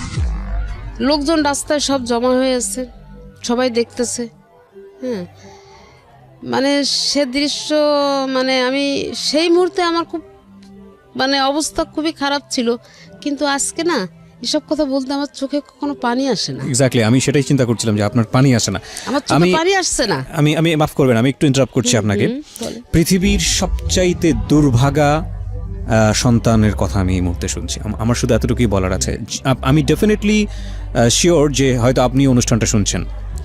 আপনি ধরেন আপনার মা যেটা বলে গেল সে অপরাধগুলো করেননি, কিন্তু ধরেন আপনি আপনার জায়গা থেকে অনেক কিছু বলার আছে, আপনার মা অনেক অপরাধ করেছে আপনার সাথে। আপনি যদি ধর্ম মানেন, ধর্ম তো একটা আছেই, যদি সামাজিকতা মানেন, যদি এথিক্স মানেন, যদি কিছুই না মানেন, শুধু মানবিকতা মানেন, হ্যাঁ, তাহলেও আমি বলবো যে সবচেয়ে অভাগা হচ্ছেন আপনি। যার পেটে বড় হয়েছেন, দুনিয়ার মুখ দেখেছেন যার জন্যে, যা রক্ত মাংস খেয়ে বড় হয়েছেন, যে আপনাকে কষ্ট করে বড় করেছে, সে যদি সারা জীবনও আপনাকে পেটাতো, এটা আপনার জন্য আশীর্বাদ। তার গায়ে হাত তুলেছেন মানে হচ্ছে আপনার নাই, আপনার আর কিছু নাই, আপনার না আছে ইহকাল, না আছে পরকাল, আপনি তো ওখানেই শেষ। মানে কত বড় পাপী যে আপনি। আপনার মা এই কথা বলছে এখানে এই অনুষ্ঠানে এসে, লাখ লাখ মানুষ সাক্ষী হয়ে যাচ্ছে আজকের এই অনুষ্ঠানে। আল্লাহ আপনাকে মাফ করুক, আমি জানি না মাফ করবে কিনা, মাফ করা উচিত কিনা। যে মানুষের, আপনি লেখাপড়া করেছেন, আপনি শিক্ষিত একজন মানুষ, এসএসসি ইন্টার পর্যন্ত পড়াশোনা করেছেন, হ্যাঁ, আপনার অনার্সটাও শুনলাম পড়াশোনা করেছেন আপনি। ধরেন আপনার মা অপরাধী, আপনার দিক থেকে ভয়াবহ রকমের অপরাধী হোক, সে অপরাধী, কিন্তু ওই যে একটা কথা আছে না যে এক ধার দুধের দাম শোধ করা যায় না সারা জীবন গায়ের চামড়া করে দিলে। আপনি যা করেছেন সেটা মুখে আনার মতো নয়। এখন থেকে শুরু করে যদি সারা রাত ধরে আপনার এগেনিস্ট আমি বলি এই অনুষ্ঠানে, যদি শেষ না হয় এই অনুষ্ঠান, আমার মনে হয় আমি বলে শেষ করতে পারবো না যে আপনি কত বড় অপরাধ করেছেন, ভয়ানক রকমের অপরাধী। আমি এই উপলব্ধিটা আপনার মৃত্যুর আগে আসা উচিত, অবশ্যই আসা উচিত। এবং আমি জানি না আপনি বাবা কিনা, গল্প সামনের দিকে এগোলে বুঝতে পারবেন যে সন্তানের হাতে যদি কখনো মার খান, এর চাইতে কষ্টকর, এর চেয়ে জাহান্নাম ভালো। মানে এই ভদ্রমহিলার জীবনে কত বড় পাপ করেছিল জানি না, যে কারণে এই ভদ্রমহিলাকে এরকম একটা টাইম ফেস করতে হয়েছে। আজকের এই অনুষ্ঠান যারা শুনছেন, ওনাদের লাইফে তো ঘটনা একটা ঘটে গেছে, কারো লাইফে যাতে না ঘটে। হ্যাঁ, আমি এরকম অনেক গল্প পেয়েছি। আমি একটা সময় একটা রেডিওতে একটা অনুষ্ঠান করতাম, অনুষ্ঠানের নামটা আমি মেনশন করবো না, সেটা এইখানকার রেডিও অনুষ্ঠানের এথিক্স থেকে যায় না। সেখানে আমি পেয়েছিলাম যে সন্তান হয়ে বাবাকে খুন করেছে। সেটার পিছনে একটা ভয়াবহ রকমের লজিক ছিল, কিশোর অপরাধী ছিল সে, কিশোর অপরাধী। মনে হয় যদি ভুল না করে থাকি সাগর অথবা সম্রাট কিছু একটা নাম হবে। এবং আপনি তার পুরো গল্পটা শুনলে বিশ্বাস করতে পারবেন না যে বাবা কত বড় অপরাধ করতে পারে সন্তানের ক্ষেত্রে। তবুও কি মানা যায় যে একজন সন্তান হয়ে বাবাকে খুন করতে পারে? কখনোই মানা যায় না। কিন্তু খুবই খুবই প্যাথেটিক। ছোট্ট একটা বিরতি নেব প্রিয় শ্রোতা। নামতে হলে তো সিঁড়ির নিচে নামতে হবে, এবং আমি এখানে আসছি নিচে নামবো, ওখানে ওয়াল। হ্যাঁ, আমি যখন সিঁড়ি থেকে মানে সিঁড়ির স্পেস আমার যখন নিয়ে আসছে, আমি কিন্তু অতটা অনুভব করি নাই। আমি কিন্তু অনুভব করতেছি আমার পরিস্থিতিটা কি। তো যখন আমি ওখানে আসার পরে ও একটা ধাক্কা দিছে যে ওই ওয়ালটাতে গিয়ে আমি বাড়ি খাবো এবং ওখানে আমি শেষ হয়ে যাব। এইভাবে আমার পিছন থেকে একটা ধাক্কা দিল ছেলেটা। ধাক্কা দেওয়ার পরে আমার নিচের ওই ভাড়াটেগুলো যখন এই বারান্দার ভিতরে চিল্লাচিল্লি হচ্ছে, বাইরের থেকে কেউ ঢুকতে পারছে না বা কেউ হেল্প করছে না আমাকে, তখন ওই নিচের ওই ছেলে দুইটা যে অবস্থায় ছিল, রাত তখন 11টার বেশি বাজে, জি, ওরা দুইটা ছেলে দৌড়াইয়ে উঠে এসে দেখে কি অলরেডি আমি সিঁড়ির 5-6টা সিঁড়ির স্পেস নেমে গেছি। মানে আর মনে হয় 1-2 সেকেন্ডের মধ্যে আমি ওয়ালে বাড়ি খাবো। আচ্ছা, ওই অবস্থায় আটকেছে। ওই অবস্থায় ওরা দুইজনে এসে আমাকে ধরে বসছে, ধরে দেখে যে আমার তো নাক মুখ রক্তাক্ত। আমার তখন ওদের এই সেন্স নাই, মানে আমার তো সেন্স নাই, ওদের ওই অবস্থা। আমার গায়ের ওড়না খুলে আমার মুখটাকে পেঁচায় নিয়ে ওরা সাথে সাথে চলে যায় পাশে একটা, মানে কোনো ডাক্তার তো পায় না। এই ঘটনা ঘটতে প্রায় 12টা 12:30 বেজে গেছে। কোনো ক্লিনিকে ধারে কাছে নাই। তোরা তখন একটা মেডিসিনের দোকানে নিয়ে গিয়ে ওখানে নিয়ে আমাকে ড্রেসিং করে নিয়ে এসে আমাকে নিচতলায় রাখে, আবার একটা ভাড়াটের ঘরে রাখে। তো এই যখন আপনি ড্রেসিং করালেন কারো কাছ থেকে, কোনো হাসপাতালে করেছিলেন নাকি কোনো ফার্মেসিতে? না, ফার্মেসিতে। সাধারণত এরকম ঘটনা ঘটলে please go to a hospital, সরকারি হাসপাতালে যাবেন। সরকারি হাসপাতালগুলোতে আমি যত জানি ওয়ান স্টপ সার্ভিস আছে, এবং ওখানে গিয়ে আপনারা একটা মেডিকেল সার্টিফিকেট নিয়ে নেবেন যে আপনাকে ফিজিক্যালি অ্যাসাল্ট করা হয়েছে। আমি বিশেষ করে বাবা মার শুধু না, যে কারো ক্ষেত্রে আমি বলছি, সরকারি হাসপাতালে গেলে আপনাদেরকে এরকম একটা সার্টিফিকেট দেওয়া হবে যে আপনাকে ফিজিক্যালি অ্যাসাল্ট করা হয়েছে। কে করেছে আপনি চাইলে নামটা ওখানে মেনশন করতে পারেন। পরবর্তীতে আপনি যদি কোনো আইনি অ্যাকশন নেন, আপনার এই কাগজটা অবশ্যই লাগবে এবং এটার ভিত্তিতেই হবে, নইলে আসলে পরবর্তীতে আর কোনো কাজে লাগে না এগুলা। হ্যাঁ, তারপরে ওই অবস্থায় আমি তো আমার মুখ টুকের অবস্থা খুবই খারাপ ছিল, খাওয়া দাওয়া করতে পারছিলাম না, মানে গলা টলা ফুলে গেছে এবং গলায় ওরা আবার হাতের নখ বড় বড় এসব জায়গা সব মানে একদম কেটে কেটে গেছে আর কি, মানে ব্লেড দিয়ে টান দিলে যেমন। আপনি মা, আমি বিশ্বাস করি আপনি যা বলবেন আজকের অনুষ্ঠানে সবই সত্য বলবেন, এবং আপনি যে যার এগেইনস্টে বলছেন পৃথিবীতে সবচেয়ে কাছের মানুষই আপনার, সে আপনার সাথে থাকুক আর না থাকুক, না থাকুক, হ্যাঁ, এটাই। আপনি তাকে পেটে ধরেছেন, এটাই আপনার সম্পদ। এবং আমি যত জানি আপনার সন্তান একটাই, রাইট? এরপর আর সন্তান হয়নি, জি। সেটারও একটা স্টোরি আছে। আপনি আমাকে বলেন তো, আপনার সন্তান যে ইমব্যালেন্স আচরণ করছে, একটা মাত্র সন্তান, তাও ছেলে সন্তান, যার প্রতি আপনারা কোনো অন্যায় আচরণ করেননি, তখন যে ঘটনাটা আপনি বলছেন, সেই সময় বাবা মারা যাওয়ার পরে ওর ভিতরে কি কোনো আশঙ্কা ছিল যে আপনি অন্য কারোর সাথে সংসার করতে যাচ্ছেন, বা আপনাকে নিয়ে কোনো ছেলের সাথে কি ও কোনো গুজব শুনেছে? না, ও নিজে আমাকে বলতো কি যে দেখো এই বাড়িটা আমার বাবার, এই বাড়ির মালিক আমি। এটা তো প্রশ্নই ওঠে না, মানে এটা প্রশ্নই ওঠে না। আমি কেন বলছি, এই ধরনের কথাবার্তা তো ওর মাথা থেকে আসার প্রশ্নই ওঠে না, যে একটা মাত্র সন্তান আপনার। দেখুন, একটা মাত্র সন্তান যাকে আপনি আপনারা দুজনই এত ভালোবাসা দিয়ে বড় করেছেন, আর তো কোনো উত্তরাধিকারী নাই। আর দ্বিতীয় কথা হচ্ছে যে উত্তরাধিকারের প্রশ্নও যদি আসে, তাহলে লিগেলি সে আপনার চেয়ে বেশি পাবে, লিগেলি সে আপনার চেয়ে বেশি পাবে। সুতরাং এই প্রশ্ন তো আসেই না। আর দ্বিতীয়ত যেটা, সেটা হচ্ছে মা আপনি, কিসের বাড়ি কিসের ঘর? তো মার সাথে এই ধরনের রেশিওটা কেন আসবে? যদি একটা ভাই হতো তাও একটা কথা ছিল, বোন হতো তাহলে একটা কথা ছিল, তো মার সাথে তো রেশিওর প্রশ্নটা আসে না। ও কি কোনোভাবে ইনসিকিউর ছিল যে আপনি অন্য কাউকে বিয়ে করে ফেলছেন, বা ও এমন কোনো? ও নিজেই আমাকে বলছে, হ্যাঁ, ও নিজেই আমাকে বলছে যে আমি যেন বিয়ে করে এখান থেকে চলে যাই। ও নিজেই বলেছে? হ্যাঁ, ও নিজে আমাকে বলছে। ওই আপনাকে বলতো বিয়ে করে চলে যেতে? হ্যাঁ, আমাকে বলছে যে কোনো কারণ ছাড়া?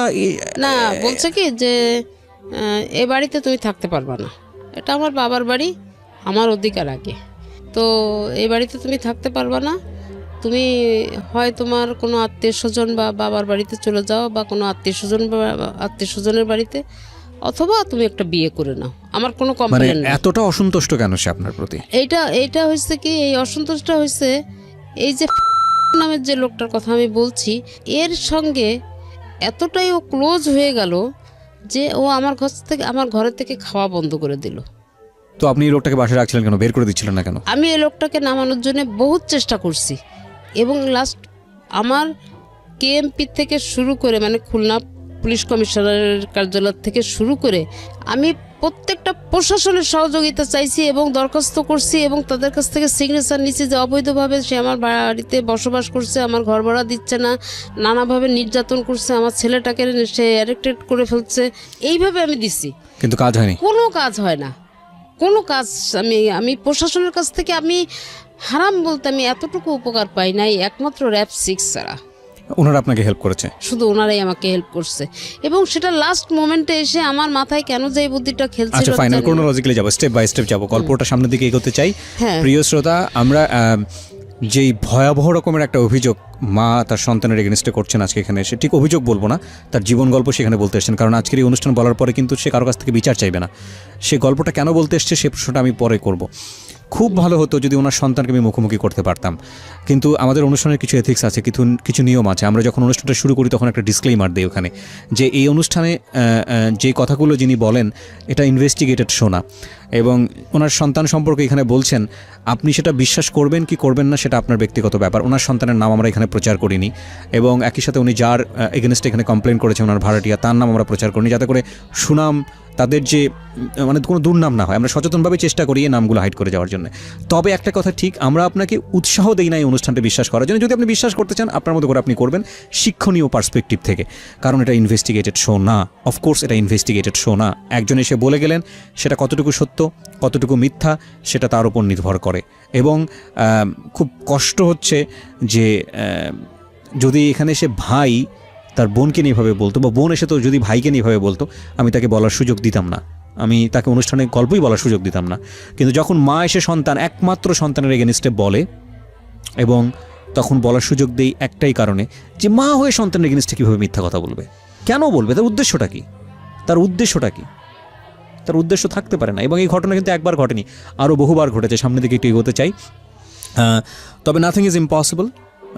সন্তানের দিক থেকে যদি শোনা যায় তাহলে হয়তো তার জায়গা থেকে অনেক শক্তিশালী একটা যুক্তি ছিল, কিন্তু যেই যুক্তি আপনি দেন না কেন ভাই, আপনার মা যেহেতু বলেছে আপনি তার গায়ে হাত তুলেছেন, পৃথিবীতে মা যদি পাগলও হয়ে যায়, উন্মাদও হয়ে যায়, বদ্ধ উন্মাদ, এমন উন্মাদ যে গায়ে কাপড় চোপড় রাখতে পারছে না, এরকম উন্মাদও যদি হয়ে যায়, তাকে একটা টোকা দেওয়ার অধিকার আল্লাহ দেয় নেই, টোকা দেওয়ার অধিকার দেয় নেই। আপনি যদি ধর্ম না মানেন, মানবিক জায়গা থেকেও আপনি সেটা পারবেন না। তাহলে এই পার্সপেক্টিভ থেকেই আমি আমাদের আজকের এই অনুষ্ঠানটাতে ওনাকে বলার সুযোগ দিয়েছি। জি বলুন। তারপর হ্যাঁ, ওখান থেকে করে নিয়ে আসার পরে আমাকে নিচে রাখা হলো। তো আমার একটা খালাতো ভাই, সে আবার ওই সময় পাশে থাকতো, ও আসছে, ও খবর পেয়ে আসছে। আসার পরে তখন আর কি আমার ভাই আর কি আমার ছেলেকে একটু বকাঝকা দিয়ে দিল। দিয়ে আমার যে নিজের ভাই, সে আবার ঢাকাতে থাকে, তাকে আবার ফোন করে জানানোর পরে তখন আমার ভাই ওকে, আমার ওই খালাতো ভাইটাকে বলতেছে, এক্ষুনি ওকে নিয়ে তোরা সোনাডাঙ্গা থানাতে ওই পুলিশের হাতে হ্যান্ড ওভার করে দেয়। ওরা এত বড় সাহস হলো কী করে? তো যাই হোক, এইভাবে আর কি এখন আমার ওই ভাইটা ওর সঙ্গে তর্ক বিতর্কে এক পর্যায়ে ও গেটে লক করে রাখছে, আর গেট খুলে না। ছেলে গেট খুলতেছে না, লক করে রাখছে। ও অনেক আমার ওই ভাইটা ধাক্কাধাক্কি করছে কিন্তু খুলেনি। ও পরে আর কেউ চলে গেল। পরে দেখাশোনা করতে থাকে, আমার ভাইটা দেখতেছে। আমার মামাতো বোন একটা অ্যাডভোকেট, ও 2 দিন ও খবর পায়, কিভাবে যেন খবর পেয়ে ও আমাকে দেখতে আসে। দেখতে আসার পরে ও আমাকে দেখে বলতেছে যে আপা এই কি অবস্থা, এটা তো ঠিক না, আসলে ওর বিরুদ্ধে একটা ব্যবস্থা নেওয়া দরকার। ও তো অনেকদিন থেকে এইরকম তো তোমাকে ডিস্টার্ব করতেছে, একটা মামলা করে দাও ওর নামে, ওকে জেলে ঢুকানোর ব্যবস্থা করে দিই, কিছুদিন একটু থেকে দেখি একটু শিক্ষা হয় কিনা। তা আমার ওই বোন আছে, মামাতো বোন, তারপরে মামা, খালাতো ভাই, মোটামুটি ফ্যামিলির বেশ কিছু লোকজন আছে অ্যাডভোকেট খুলনাতে। তারা মিলে সবাই একটা পরামর্শ করলো, করে ওকে একটা মামলা দিয়ে, কোর্টের মাধ্যমে একটা মামলা দিয়ে ওকে জেলে দেওয়া হলো। দেওয়ার পরে তখন আর কি করলো, তখন 12 দিনের মাথায় ওকে বললো যে 65,000 টাকা খরচ করে ওকে বের করে নিয়ে আসলো। ওকে। তো ওই সময়টায় ওই যে ছেলে মারছে, আমি অসুস্থ, ওই সময় আমি আমার আম্মার কাছে গিয়ে থাকি আর কি, পাশাপাশি তো খুব বেশি একটা দূর না। আমি আম্মার কাছে গিয়ে থাকি। তো ওই সময় একটু সুস্থ হওয়ার পরে ওই এদিকে ছেলেও বেরোয় আসছে, আমি একটু সুস্থ হইলাম, বাসায় আসলাম। বাসায় এসে দেখি কি যে আমার আলমারি ভেঙে আলমারির ভিতরে আমার 7.5 ভরি অর্নামেন্টস ছিল, সেটা নিয়ে গেছে আমার ছেলে। হ্যাঁ, আমার ঘরের দরজা ভেঙে ফেলছে। ওকে। ঘরের দরজায় যে হ্যাজবোল্টটা দেওয়া, লকটা দেওয়া, এই লকটাকে কাটছে।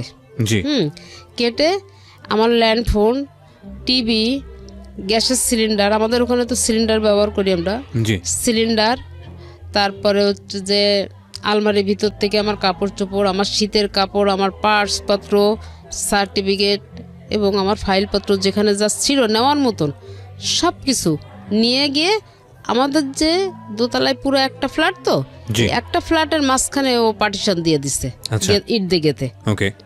দিয়ে আমারটা সেপারেট করে ফেলছে, ওরটা সেপারেট করে ফেলছে, এবং আমার ফ্রিজ ট্রিজ সব নিয়ে গেছে। আচ্ছা। তো আমি যখন বাসায় আসলাম, বাসায় আসার পরে আমি পরিস্থিতি তো দেখলাম, দেখে চুপচাপ আছি। এখন আমার আম্মা তো বলতেছে যে আমি কি তোকে এইভাবে রেখে যাব যদি রাত্রে আবার কোনো দুর্ঘটনা ঘটে? আমি বললাম যে না, তুমি যাও। আমি বললাম তুমি যাও, তুমি এত টেনশন করো না, আল্লাহ ভরসা, যাও, যা হবার হবে। তো যাক, আম্মা অনেক টেনশন করে, অনেক সাবধান করে দিয়ে বুঝাই টুজাই বলে চলে গেল। চলে যাওয়ার পরে এরপর থেকে তো অত্যাচার আমার পরে তো বাড়তে শুরু করলো, জেল থেকে বেরোয় আসার পরে। এখন জেলে কতদিন ছিল? জেলে ছিল 14 দিন। আপনি কি কেস করেছিলেন নাকি আলটিমেটলি এমনিতেই নিয়ে গেল জেলে? না, আমি ওই যে আমাকে মারছিল না, শুধু কমপ্লেইন করেছেন? ওইটার এগেইনস্টে একটা মামলা করছিলাম। মামলা করলে তো সে বের হয়ে আসলো কিভাবে, আমি ঠিক বুঝলাম না। মামলা করলেও বের হয়ে আসলো কিভাবে, এটা হচ্ছে কি আমারও এটা টার্গেট, যেহেতু মামলা করছে সেই ক্ষেত্রে তো অন্য কেউ বের করে নিয়ে আসতে পারে না বা পারার কথাও না। কিন্তু এখানে কোনো এখানে আচ্ছা ঠিক আছে, আইনগতভাবে আমি এটা আপনাকে বুঝাইতে পারবো না। যাই হোক, আপনি মামলা দিলেন, ছেলে জেলে ছিল, কিছুদিনের মধ্যে সে আবার বের হয়ে আসলো। আচ্ছা, তারপর কি হলো? এরপরে বের হয়ে আসার পরে তো অত্যাচার আমার পরে তো আরো বেড়ে গেল। মানে কি, এতদিন তো ছেলে করতেছিল, আপনি ছেলেকে দিয়ে করাচ্ছিলেন, এখন ওয়াইফ, এখন পুরা ফ্যামিলিটা আর আমার ছেলে পুরো এক হয়ে গেল, আর আমি হয়ে গেলাম একটা সাইড। এদের প্রত্যেকের টর্চারিং এখন আমাকে দিনের বেলা, এমনকি রাতের বেলা আমার ছেলে ঘরে আছে, আমি এ পাশে আছি, ও পাশে আছে, 3 তলায় নেমে চলে আসছে, এসে আমার গেটে লাথি গুতা মারে মারতেছে আর বলতেছে অকথ্য ভাষা, ওদের ভাষা টাষা তো খুব খারাপ, মানে গালিগালাজ করতেছে, গেট খুলে বের হ, তোরে এখন দেখে নেবো, এ করবো সে করবো। না না আপনার ছেলে না। আপনার ছেলে না? ওকে। কিন্তু ছেলে পাশের ঘরের থেকে সবই জানতেছে শুনতেছে, ছেলেকে আর এখন ফেস করাচ্ছে না, এখন কিন্তু ফেস হচ্ছে। তো এইভাবে শোনেন, এইভাবে মারধর খাইতে খাইতে আমি তো একদম অতিষ্ঠ হয়ে যাচ্ছি। তারপরে যাই হোক, আমি কোনো জায়গায় কোনো কিছু করতে পারছি না। এলাকার যারা গণ্যমান্য ব্যক্তি আছে তাদেরকে জানালাম, তারাও ওকে ডাকলো, বসলো, কারোর ডাকে ডাকে কোনো পাত্তা দেয় না। এবং সে তার বক্তব্য হচ্ছে কি, সে উল্টা আমাকে ধমকায়, আজকে অমুকের কাছে গেছিলি, তমুকের কাছে গেছিলি, আমার ক্ষমতা সম্পর্কে তুই কিছু জানিস, তোকে আমি কি করতে পারি, তোকে যে কোনো সময় কিন্তু রাস্তাঘাটে শেষ করে দেবো, এইভাবে আর কি আমাকে হুমকি ধামকি দিয়ে যাচ্ছে। এমনকি আমি গেটে লক করে আমি ভিতরে থাকি, কিন্তু বাইরে থেকে কেউ বুঝতে পারবে না যে ঘরে কোনো মানুষ আছে। হ্যাঁ, মানে কোনো শব্দ ছাড়াই আমি ভিতরে থাকতেছি।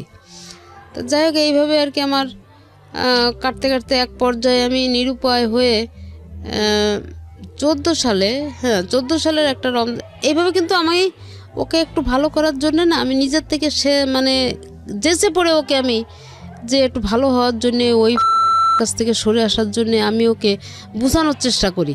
তো ওই চেষ্টা করতে গিয়ে আমাকে উল্টা মার খেতে হচ্ছে।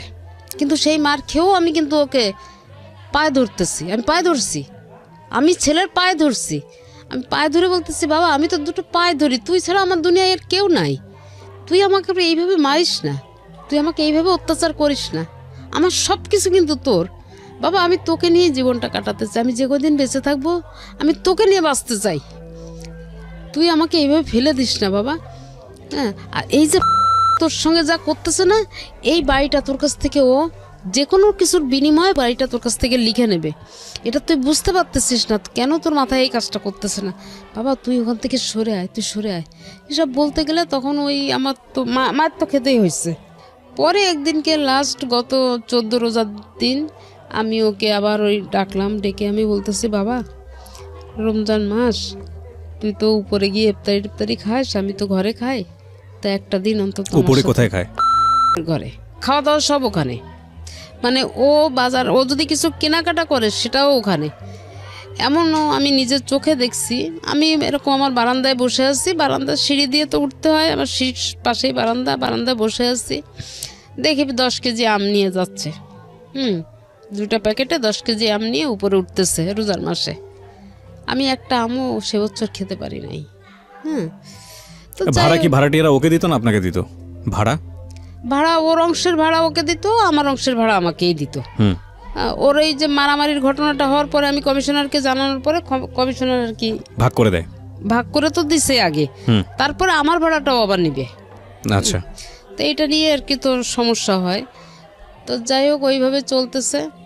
তো আমি একদিন করে বললাম যে বাবা রোজার মাস, রাত্রে ভোররাত্রে তুই কোথায় গিয়ে খাবি, কি করবি, তা আমার সঙ্গে তুই ইফতারি করিস আর না করিস, অন্তত ভোররাত্রে আমার সাথে ভাত কাটা খাস। তো এই কথা বলার পরে বললো কি যে আমার কি খাওয়ার জায়গার অভাব আছে নাকি যে তোমারটা খাইতে হবে? তাই আমি বললাম না, এটা আমার মনেতে বলতেছে যে রোজার মাসে হয়তো বা খেয়ে থাকবি না খেয়ে থাকবি, তুই তো রোজা কখনো ছাড়িস না। তো যাই হোক আর কি, অনেক বোঝানোর পরে ও আমার কথা শুনতেছে না, আমাকে ধাক্কা দিয়ে মানে ওর ঘরের বারান্দা থেকে বের করে দিচ্ছে, খুবই করতেছে। আর আমি খালি ওর পায়ে ধরে বলতেছি, বাবা তুই একটু রোজার মাসটা আমার সাথে খা, নাহলে তোর কষ্ট হয়ে যাবে, তুই না খেয়ে রোজা থাকতে পারবি না বাবা। তো এগুলো বলা টলার পরে লাস্টে এক পর্যায়ে আমি যখন ওর পাটা আর কি ধরে আসছি, ওই অবস্থায় ও আমাকে এইভাবে কোলে করে তুলে এইভাবে ধরে চেলে মারার সাথে আমার এই পাশটা লাগছে, বুঝছেন, কোমরের থেকে একদম পুরো এই সাইডটা লাগছে, প্রায় ব্যথা করে। আমি পেন কিলিয়ার খাই, এটা খাওয়ার পরে একটু কমে, হয়তো দেখা যায় 5-7 দিন 1 সপ্তাহ ভালো থাকে। তো এই করতে করতে তো 4 বছর পার হয়ে গেছে, 5 বছর চলতেছে এই অবস্থায়। এখন তো আমার এই সাইড প্যারালাইজড হয়ে গেল হঠাৎ করে, এখন ট্রিটমেন্ট চলতেছে আর কি আমার পায়ের। তো যাই হোক, করে কোনো রকমে আমি কিছু করতে পারলাম না, ওরকমভাবেই চলতে থাকলে এর ভিতরে ও আবার অবশ্য একবার মোটরসাইকেল অ্যাক্সিডেন্ট করে। জি। মোটরসাইকেল অ্যাক্সিডেন্ট করে ওর এই পুরো হাতটা মানে এই পুরো 5টা আঙ্গুলের জয়েন্ট খুলে যায় এবং এইখান থেকে এই পর্যন্ত 6টা টুকরা হয়ে যায়। আচ্ছা, ডান হাতের। তো তখন ওই হাসপাতালে ভর্তি হলো। ভর্তি হওয়ার পরে আমার মা ভাই বোন যারা ছিল খুলনাতে সবাই গেল, আমিও গেলাম। যখনই আমি গেছি আমাকে দেখছে, তখন বলতেছে যে কেন আসছো? তা আমি বললাম যে শুনলাম তুই অ্যাক্সিডেন্ট করছিস, তাই আমি আসলাম আর কি। এখানে তোমার আসার তো কোনো প্রয়োজন নেই, আমার অনেক লোক আছে। ফাইন, আমি না মানতে পারছি না। প্রথম কথা হচ্ছে যে কি করে? হ্যাঁ, বাড়ি বিক্রি করে। ওকে, তো এইটার বাধা হয়েছিলাম আমি। ওকে, যে কারণে সবকিছুতেই আপনাকে দেখতে পাচ্ছি না। এই একটাই কারণ। আমি যদি প্রথম চান্সে এটা রাজি হতাম তাহলে হয়তো জিনিসটা আজকে এত দূর পর্যন্ত আসতো না। আচ্ছা, ঠিক আছে, বলেন তারপর। তো যাই হোক, আমি ওইভাবে হাসপাতালে তখন আমি ওকে দেখতে গেলাম। ওই যখন ওটিতে ঢুকাবে ওকে অপারেশনের জন্য, তখন আমি গেলাম ওখানে। যাওয়ার পরে আমারও বলতেছে যে তুই যদি এখান থেকে না যাস আমি ওটিতে ঢুকবো না, আমি কিন্তু এখনই এই হাসপাতাল থেকে বেরোয় চলে যাব। তা আমি বলতেছি কি কেন, আমি কি করছি তোর? তা বলছে কি যে তুই তো আমার জীবনটা শেষ করে দিলি। তা একদম এইভাবে কথাবার্তা বলতেছে। যাই হোক, আমি ওর বন্ধু বান্ধব ছিল, আরও লোকজন ছিল, আমি মান সম্মানের খাতিরে আস্তে করে আমি ও 3 তলায় ছিল, আমি 2 তলায় এসে সিঁড়ির ভিতরে দাঁড়াই আসছি। যখন ওকে ওটিতে ঢুকাইলো তখন আমি ওটির সামনে গিয়ে দাঁড়ালাম। পরে যখন ওর অপারেশন করে বের করলো, তখন তো সেন্স ছিল না, তখন আমি কাছে গেলাম, মাথাটাতে একটু হাত টাত দিলাম, দিয়ে ওখানে কাছে কিছু সময় বসলাম।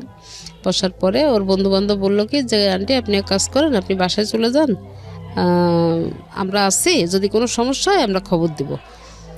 আমি জানি যে আমার ছেলে আবার কোল বালিশ ছাড়া ঘুমাতে পারে না। তা আমি বাসায় গেছি, মানে আমার বাসার থেকে ক্লিনিক পর্যন্ত আসতে 3 থেকে 4 মিনিট লাগে হেঁটে আসলে। জি। তা আমি আবার এটা জানি, আমি তো ওটা জানি যে ও তো সেন্স ফিরলেই কোল বালিশ খুঁজবে। তা আমি ভোর যখন 5টা বাজে, আজান হয়ে গেছে, 5টা বেজে গেছে, তখন আমি একটা কোল বালিশ হাতে করে নিয়ে আস্তে আস্তে ক্লিনিকে আসলাম। এসে ওই বালিশটা রেখে গেলাম, মানে ওর বন্ধুদের হাতে দিয়ে গেলাম, আর বললাম যে ওর কী অবস্থা, একটু মাথাটাতে হাত বুলাই দিয়ে চলে গেলাম। চলে যাওয়ার পরে তারপরে ও জিজ্ঞেস করছে বালিশ কে দিয়ে গেছে, তা বলছে যে তা আন্টি এসে দিয়ে গেছে। যাই হোক, ওইভাবে আর কি ও সেখান থেকে ক্লিনিক থেকে বের হলো। কিন্তু আমি ওই যে কয়দিন ক্লিনিকে ছিল, আমি গেলে ওর রুমে আমাকে ঢুকতে দিত না। তো ওর রুমের সোজা আবার সিঁড়িটা, তা আমি ওই সিঁড়ির ওই কোনায় দাঁড়ায় ওকে একটু দেখতাম। বাসায় তো মন টিকতো না, কারণ আমার তো বাসায় আর কেউ নাই। তা আমি ওই দূরে দাঁড়ায় দাঁড়ায় আর কি যতটুকু সময় সম্ভব হতো আমি ওই এরকম সিঁড়ির ভিতরে দাঁড়ায় ওকে দেখতাম, ও যাতে আমাকে দেখতে না পায়, এইভাবে দেখে টেকে আমি চলে যেতাম। তারপরে যাই হোক, আস্তে আস্তে যখন একটু সুস্থ হলো, রিলিজ দিল, বাসায় গেল, তখন আর কি আমি ওকে ওর ঘরে গেলাম দেখতে। তখন আমাকে বলতেছে যে তুমি কেন আসছো দেখতে? তাই আমি বললাম হাসপাতাল থেকে রিলিজ নিয়ে আসলি তো ওখানে তো টাকায় শর্ট পড়ছিল, আমি তো ওখানে কিছু টাকা দিলাম। আর কোনো কথা বলে না, ওইভাবে আছে। এর ভিতরে হচ্ছে কি একটা মেয়ের সঙ্গে ওর একটু রিলেশন হয়। আচ্ছা। তো মেয়েটাকে আমাকে দেখাতেও নিয়ে আসতে চায়, তো আমিও বলি যে ঠিক আছে। এই মানে দেখাতে নিয়ে আসতে চাই মানে হচ্ছে এই এরকম ঘটনার মধ্যে যেখানে আপনাকে হাসপাতালে দেখতে দিতে চায় না? না, সেইখানে ওই মেয়েটা থাকে, মেয়েটা সেখানে ওর কাছেই থাকে, কিন্তু আর ওই মেয়েটা থাকার কারণে কিন্তু না সেটা অন্য হিসাব। আপনাকে যেখানে ওটিতে আপনাকে দেখলে ওটিতে ঢুকতে যাচ্ছে না, সেখানে মেয়ের সঙ্গে সম্পর্ক করে আপনাকে দেখাতে চাবে কেন? না, এটাই তো সুস্থ হওয়ার পরে। সুস্থ বলতে মানে ওটি সুস্থ হয়েছে বুঝলাম, কিন্তু সম্পর্কটা তো সুস্থ হয়নি। মানে আমি বলতে চাচ্ছি এই কারণে যে যেখানে আপনাকে কোনো কিছুতেই প্রাধান্য দিচ্ছে না, সেখানে কোনো একটা মেয়ের সঙ্গে সম্পর্ক হলে আপনাকে কেন দেখাতে যাচ্ছে, আমি তো বুঝতে পারছি না। না, তো ওইটা হয়েছে কি তখন আর কি ও একটু মনে হয় কিছু হয়তো নিজের ভুল বুঝতে পারছে, একটু স্বাভাবিক হয়ে আমার সঙ্গে একটু কথাবার্তা বলে আর কি। যাই হোক, আপনাকে দেখাতে চেয়েছে। হ্যাঁ, এখন মেয়েটা পছন্দ করছে, মানে আমি ওকে বিয়ে দেওয়ার জন্য বলতেছি যে বাবা এখন একটা বিয়ে শাদী কর, তাহলে দেখি একটু ঘর সংসারের দিকে তোর মন আসবে। হ্যাঁ, তারপর যে বিয়ে করে কি খাওয়াবো কি? আমি যখন তোকে খাওয়াইতে পারতেছি, তা আর একটা মেয়ে নিয়ে আসলে তাকেও আমি খাওয়াইতে পারবো। আমার যদি একটা মেয়ে থাকতো তা আমি তো তাকে দেখতাম, আমি তো আর অন্যের পরে ছেড়ে দিতাম না।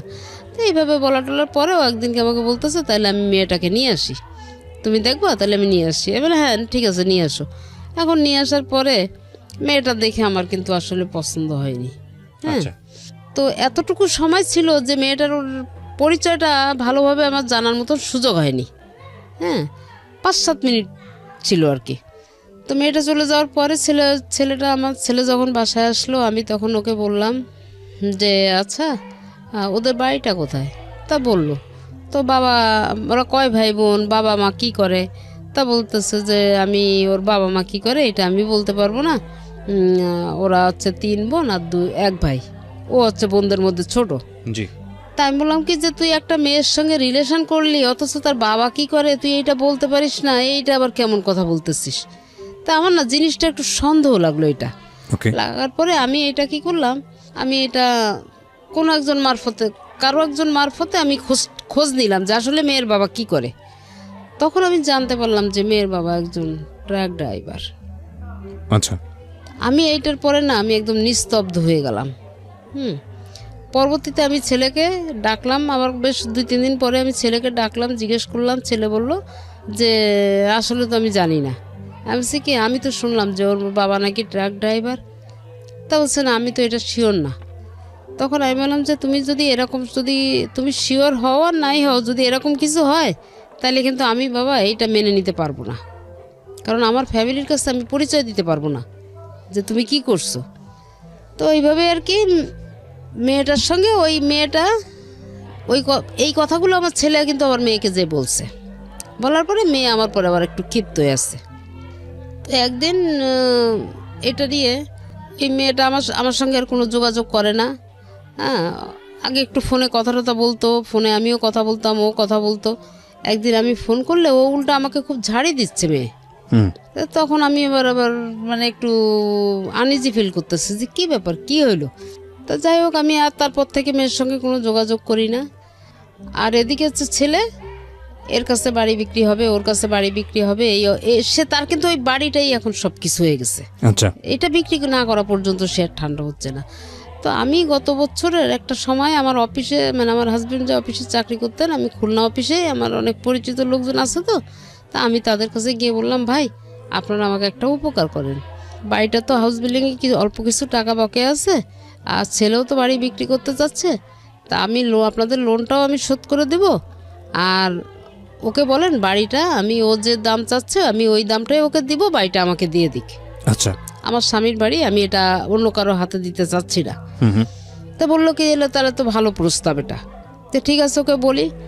এখন ছেলেকে যতবারই বলা হচ্ছে, ছেলের কথা হলো আমি দিব কে, আমি তাকে বাড়ি দিব না।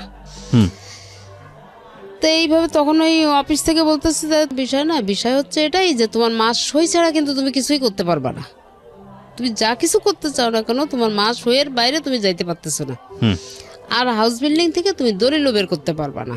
আপনাদের দুইজনেরই সই লাগবে, ইনফ্যাক্ট। হ্যাঁ, একজনের দ্বারা হবে না, হবে না। হ্যাঁ, তো এইভাবে ওকে অনেক বোঝানোর চেষ্টা করছে, কিন্তু ও আসলে কোনো কিছুতেই বুঝতে চায় না, ও সব কিছু গাছ জোরেই করতে চায়। যেমন আমার পেনশনের টাকাগুলো নিয়েও সে অনেক ঢাকা অফিস পর্যন্ত আসছে, এখানে টাকা পয়সা দিয়ে পেনশনটা ওর নামে করার চেষ্টা করছে, অনেক ঝামেলা ঝঞ্ঝাট, ছোটোখাটো বড় অনেক ঝামেলা ঝঞ্ঝাট করছে। তো যাই হোক, এগুলার আমি ছোটোখাটোগুলো ধরি নাই। কিন্তু যখন আর কি গত বছর ফেব্রুয়ারি মাসে ওই মেয়েকে নিয়ে, মেয়েটা ওর বাসায় বেলা 3টার সময় যখন আসছে, হ্যাঁ, আমি তখন একটা হোটেলে বসে ভাত খাচ্ছি, তখন দেখি ওই মেয়েটা আমাদের এলাকায় ঢুকতেছে। আর সন্ধ্যা, আমি ওইটা দেখে বসেই আছি, মেয়ে কিন্তু ঘর থেকে আর বের হয় না। তখন আমি চিন্তা করলাম যে আমি তো প্রশাসনের কোনো সহযোগিতা আমি পাবো না, এখানে আমার যে লাভ নাই, আমি এখন কি করতে পারি। তা আমি চিন্তা করতে করতে, ওই যে বসে বসে চিন্তা করতে করতে আমি একসময় দেখি যে ছেলে গেট খুলে বেরোলো। কিছুক্ষণ পরে মেয়েটা বেরোলো, তখন বাজে সন্ধ্যা 7টা। ওই সময়টাতে আমি ছেলেকে আমি ধরলাম সিঁড়ির ভিতরে, ধরে আমি তখন ওকে বলতেছি, একটা চড় দিলাম, চড় দিয়ে আমি বলতেছি কি যে এই শেয়ানা মেয়েটাকে তুমি বেলা 3টার সময় ঘরে ঢুকাইছো আর এখন বের করছো, এইটা তোমার বাবার বাড়ি, তোমার বাবার এখানে যথেষ্ট সম্মানীয় একজন ব্যক্তি ছিল, তোমার বাবার সম্মানটা কি তোমার কাছে কোনো মূল্য নেই নাকি? তুমি যেটা করতেছো এটা কি ভালো কাজ করছো না করতেছো, কোনটা? এই কথা বলার সাথে সাথে ও পা হাত দিয়ে একটা ঘুষি মারলো আমার এখানে। মেয়েটার সামনেই? হ্যাঁ, একটা ঘুষি মারলো এখানে, আমার চশমার কোনাটা এখানে ঢুকে গেল। তো ঢুকে যাওয়ার পরে এরপরে ওই মেয়েটা করলো কি, 3 তলায় গিয়ে বউরে ডেকে নিয়ে আসছে, কাজের মেয়েকে ডেকে নিয়ে আসছে। এরা আসলো, আসার পরে এই মেয়ে আমার হাত চেপে ধরছে, মানে যে এখন আমার ছেলের বউ, সে আমার 2টা হাত একসাথে করে চেপে ধরে বলতেছে কি যে আমার স্বামীর গায়ে হাত দিছিস, আর তোর তো সাহস কম না। হ্যাঁ, তখন কিন্তু বিয়ে হয়নি ওদের। আর এই বলে আমাকে ধাক্কা মেরে আমার ড্রয়িং রুমে ঢুকালো। আচ্ছা। ড্রয়িং রুমে ঢুকানোর পরে আমাকে ফ্লোরে ফেলাই দিয়ে বউ আর ওই আমার ছেলের বউ 2জনে মিলে আমাকে একভাবে পাড়াচ্ছে, মানে লাথি মারতেছে, পাড়াচ্ছে। তো ওই যে কাজের মেয়ে সে বলতেছে কি, আল্লাহ এই মহিলা মরে যাবে, মরে গেলে তোমরা কিন্তু জেল খেটে মরবা। তো এইভাবে আর কি ওই মেয়ে, কাজের মেয়েটা আর কি যাই হোক আমাকে সেভ করে ওখান থেকে। করার পরে আমি গেলাম আমার কমিশনারের কাছে, কমিশনারকে যে পাইলাম না, না পাওয়ার পরে আমি আমার এলাকার অন্য গ্রুপের যে যারা বড় ভাই আছেন তাদের কাছে গেলাম, যে বললাম, তাদেরকে যে বলার পরে তারা বলতেছে, পরে ওকে ডাকছে, ডাকার পরে বললো কি এগুলো সব মিথ্যা কথা, মানে আমার সব কিছুই মিথ্যা প্রমাণ হয়ে যাচ্ছে, ওই এখানে যে কথা বলতেছে সেটাই সত্যি হয়ে যাচ্ছে। তো এক পর্যায়ে তখন আমি দেখলাম যে আমার তো আর কোনো পরিস্থিতি, তো আমি আসলে কোথাও গিয়ে তো ঠাঁই পাচ্ছি না, কি করি। তো বাসায় এসে রাত্রে এরকম কান্নাকাটি করতেছে একা একা ঘরের ভিতরে। হঠাৎ করে কি মনে হইলো, সকালবেলায় ওই আমি উঠে আমি র‍্যাব 6-এ চলে গেলাম। গিয়ে ওখানে যে আমি ওনাদেরকে সব জানালাম যে এই পরিস্থিতি, কালকে আমাকে এই করছে, এর আগে তো করে আসছে, আর কালকে আমাকে এই করছে। তো তখন আর কি ওনারা আর কি পরিচালকের সঙ্গে সরাসরি কথা বলার পরে উনি আর কি সহকারী পরিচালককে আমার এই বিষয়টা নিয়ে একটা দায়িত্ব দিলেন। দেওয়ার পরে উনি বিষয়টা তদন্ত করতে লোক দিল। তারা বিষয়টা তদন্ত করলো প্রায় 15 দিন ধরে। ওকে। তদন্ত করার পরে যখন ঘটনাটা সত্য বলে প্রমাণিত হলো, তখন একদিনকে এসে আমি ঘরে আছি, সে অবস্থায় আমি বারান্দায় দাঁড়ানো আছি, আমার সামনে দিয়ে ছেলেটাকে ধরে নিয়ে চলে গেল র্যাবে। ওকে। ধরে নিয়ে গেল। তো কিন্তু ছেলেটা ওই মুহূর্তে কিন্তু ও যদি আমাকে একটা বারের জন্য আমাকে বলতো যে মা তুমি আমাকে বাঁচাও, তাহলে কিন্তু আমার আর কোনো কথা বলার ছিল না এখানে। কিন্তু তা সে বলেনি, তার অহংকারের জায়গাটা সে ঠিক রাখছে। হ্যাঁ, তো যাই হোক ছেলেকে নিয়ে চলে গেল। ওই দিনকে নিয়ে যাওয়ার পরে ওকে র্যাবের যা ব্যবস্থা নেওয়ার সেটা নিল। দ্বিতীয় দিন যখন ওকে আবার ওই নাকি নিয়ে রিমান্ডে নেওয়ার টাইম ছিল 5টায়, তো র্যাবের অফিস থেকে আমাকে তার কতটুকু ব্যথা লাগতেছে তো এইটুকুও বুঝুক আর কি। এই কথার পরিপ্রেক্ষিতে তো ছেলেও দাঁড়ায় আছে, আমিও দাঁড়ায় আছি।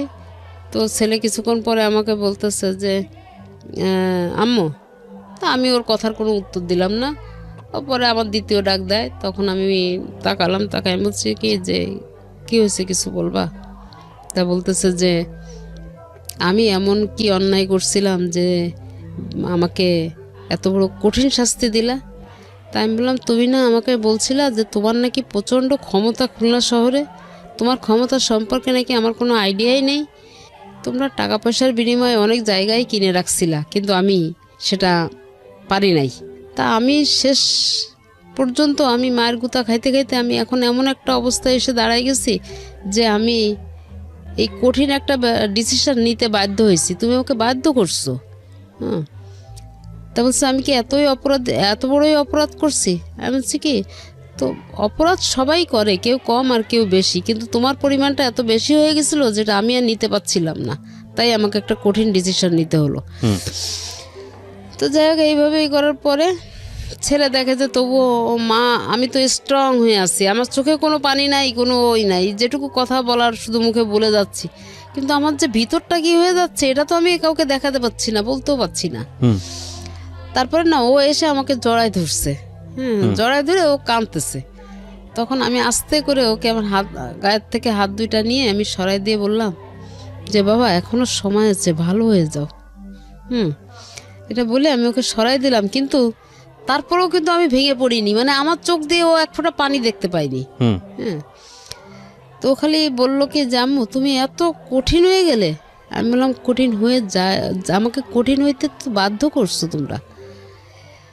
তা ওখানে যখন আমি অভিযোগ করি তখন এই নামটাম সহই আমি করছিলাম, এবং এটা জানে যে আমি ওর নামে এবং আমার ছেলের নামে কমপ্লেন করছি। এই কারণে এখন আমাকে প্রচণ্ড আকারের ভয় পায়। তো সেইভাবে আছে। ছেলে বিয়ে করছে, আমি বউটাকে নিয়ে আসি, ছেলে বউ নিয়েই আমি আসি গত বছর থেকে সংসারে। আমার ছেলে কোনো টাকা পয়সা বা কোনো খরচ খরচা কোনো কিছুই বহন করে না। কিন্তু আমি ছেলে বউকে নিয়ে আমি কিন্তু সংসার চালাই যাচ্ছি। কিন্তু ওই যে ভাগাভাগিটা আমাদের আছে না, ভাগাভাগিটা কিন্তু ঠিকই আছে। ওই ভদ্রমহিলাকে কি বিয়ে করেছেন? মানে হ্যাঁ, সেই মেয়েকে বিয়ে করছে, এবং মেয়ে অনার্স পাস করার পরে বিয়ে করছে। এই যে এবার মাস্টার্স পরীক্ষা দিছে। এই ঠিক আছে, আমি এগুলোকে না আসলে ক্লেম হিসেবে দেখতে চাই না, এগুলো আপনার নিজের ঘরের গল্প, আপনি যাকেই বলেন না কারণ এখানে আপনার মান সম্মানই যাবে। আমি বরং সিচুয়েশনটাকে দেখতে চাচ্ছি এইভাবে যে কতটা ভয়াবহ তার মধ্য দিয়ে যেতে হয়েছে। আপনার ছেলেকে যদি আজকে আমি এখানে বলার সুযোগ পেত, সে নিশ্চয়ই আপনার বিরুদ্ধে তার 1000টা অভিযোগ থাকতো। আমি এই কথাটা বারবারই বলছি, 1000টা অভিযোগ থাকতো। কিন্তু আমি কোনোভাবেই মানতে পারছি না যে গায়ে হাত তোলার ব্যাপারটা।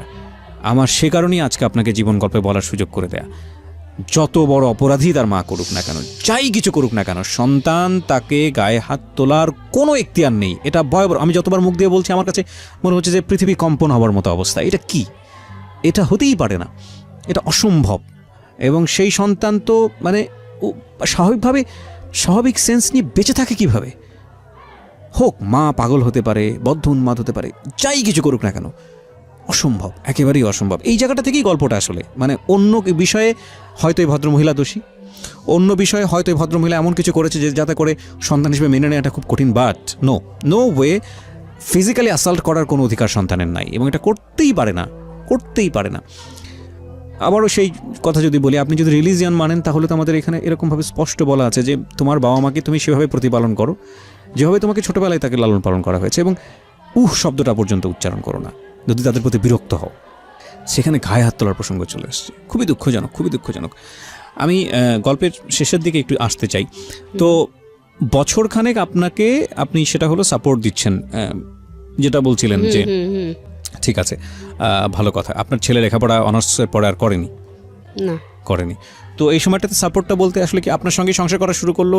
যেই ভদ্রলোকের কথা বলছিলেন যে আপনাদের বাড়িতে থেকে এক ধরনের সন্ত্রাসী কার্যক্রম পরিচালনা করেছে, উনি কি এখনো আছে না বের করে দিয়েছেন? এই আগামী 1 তারিখে তার নেমে যাওয়ার ডেট। এখনো পর্যন্ত সে এত কিছুর পরেও আছে? আমার এখনো পর্যন্ত আমি এই ছেলেকে দিয়ে আমি চেষ্টা করলে আধা ঘন্টার ভিতরে আমি ওকে নামাবো, কিন্তু এই আমার ছেলের কোথায় যেন একটা দুর্বলতা আছে ওর প্রতি। আমার ছেলে ওকে নামাইতেই দিতে চায় না। কি দুর্বলতা? বিয়ে করেছে কতদিন? বিয়ে করছে 1 বছর। 1 বছর যাবত সংসার ধর্ম করে খাচ্ছে তারা? সংসার ধর্ম আমার সাথেই আর কি, আমি সবকিছু আপনার সঙ্গে আছে। বাড়িটার কি অবস্থা? বাড়িটা নিয়ে হচ্ছে সেই বাড়ি তো ওদেরকে দিবে, এটাই হচ্ছে ওদের সঙ্গে একটা এগ্রিমেন্ট করা আছে। কাদেরকে? মানে ওই সাথে একটা এগ্রিমেন্ট করা আছে, বাড়িটা ওদেরকে দিবে। তো সেটা আর কি, আমি শুধু আমার কথা ছিল এটাই যে আমার জীবনে আমার শরীরে 1 বিন্দু রক্ত থাকতে আমি আমার বাড়িটা আমি দিতে দেবো না। আর সে হচ্ছে ছাড়া দিবে না। তো লাস্টে একটা মিউচুয়ালের ভিতর দিয়ে যাই হোক আমি বাড়িটাকে রক্ষা করতে পারছি। আর আমার ছেলের যে বউটা আছে, এই যে 1 বছর বিয়ে করছে না, এই 1 বছরের ভিতরে 2টা ঈদ গেছে, একটা রমজান মাস গেছে। 1 বছরের ভিতরে এই পর্যন্ত আমার ছেলে বা বউ একটা দিনের জন্য, একটা বেলার জন্যে আমার সাথে বসে ভাত খাইনি। কিন্তু সংসারে আমি মাসে 20 থেকে 25,000 টাকা সমস্ত খরচ আমি বহন করি, কিন্তু আমার সাথে একটা ঈদের দিনও তারা আমার সঙ্গে 1 মুঠো ভাত খেতে পারেনি। এটা আমার সবচেয়ে বড় কষ্টের জায়গা। এই কষ্টগুলো হয়তো বা কোনোদিনও যাবে না, কারণ আজকে আপনি রেডিওতে যে গল্পটা বলে গেলেন এরপরে কষ্ট হয়তো আরও বাড়বে। কারণ আমরা আসলে না ভালো দিকগুলো নেই না, কারণ মানবিক দিক থেকে যদি বিচার করা যায় তাহলে হয়তো বলবো যে যিনি গল্পটা আজকে এখানে বললেন তার কষ্টের জায়গা থেকে তিনি বলেছেন।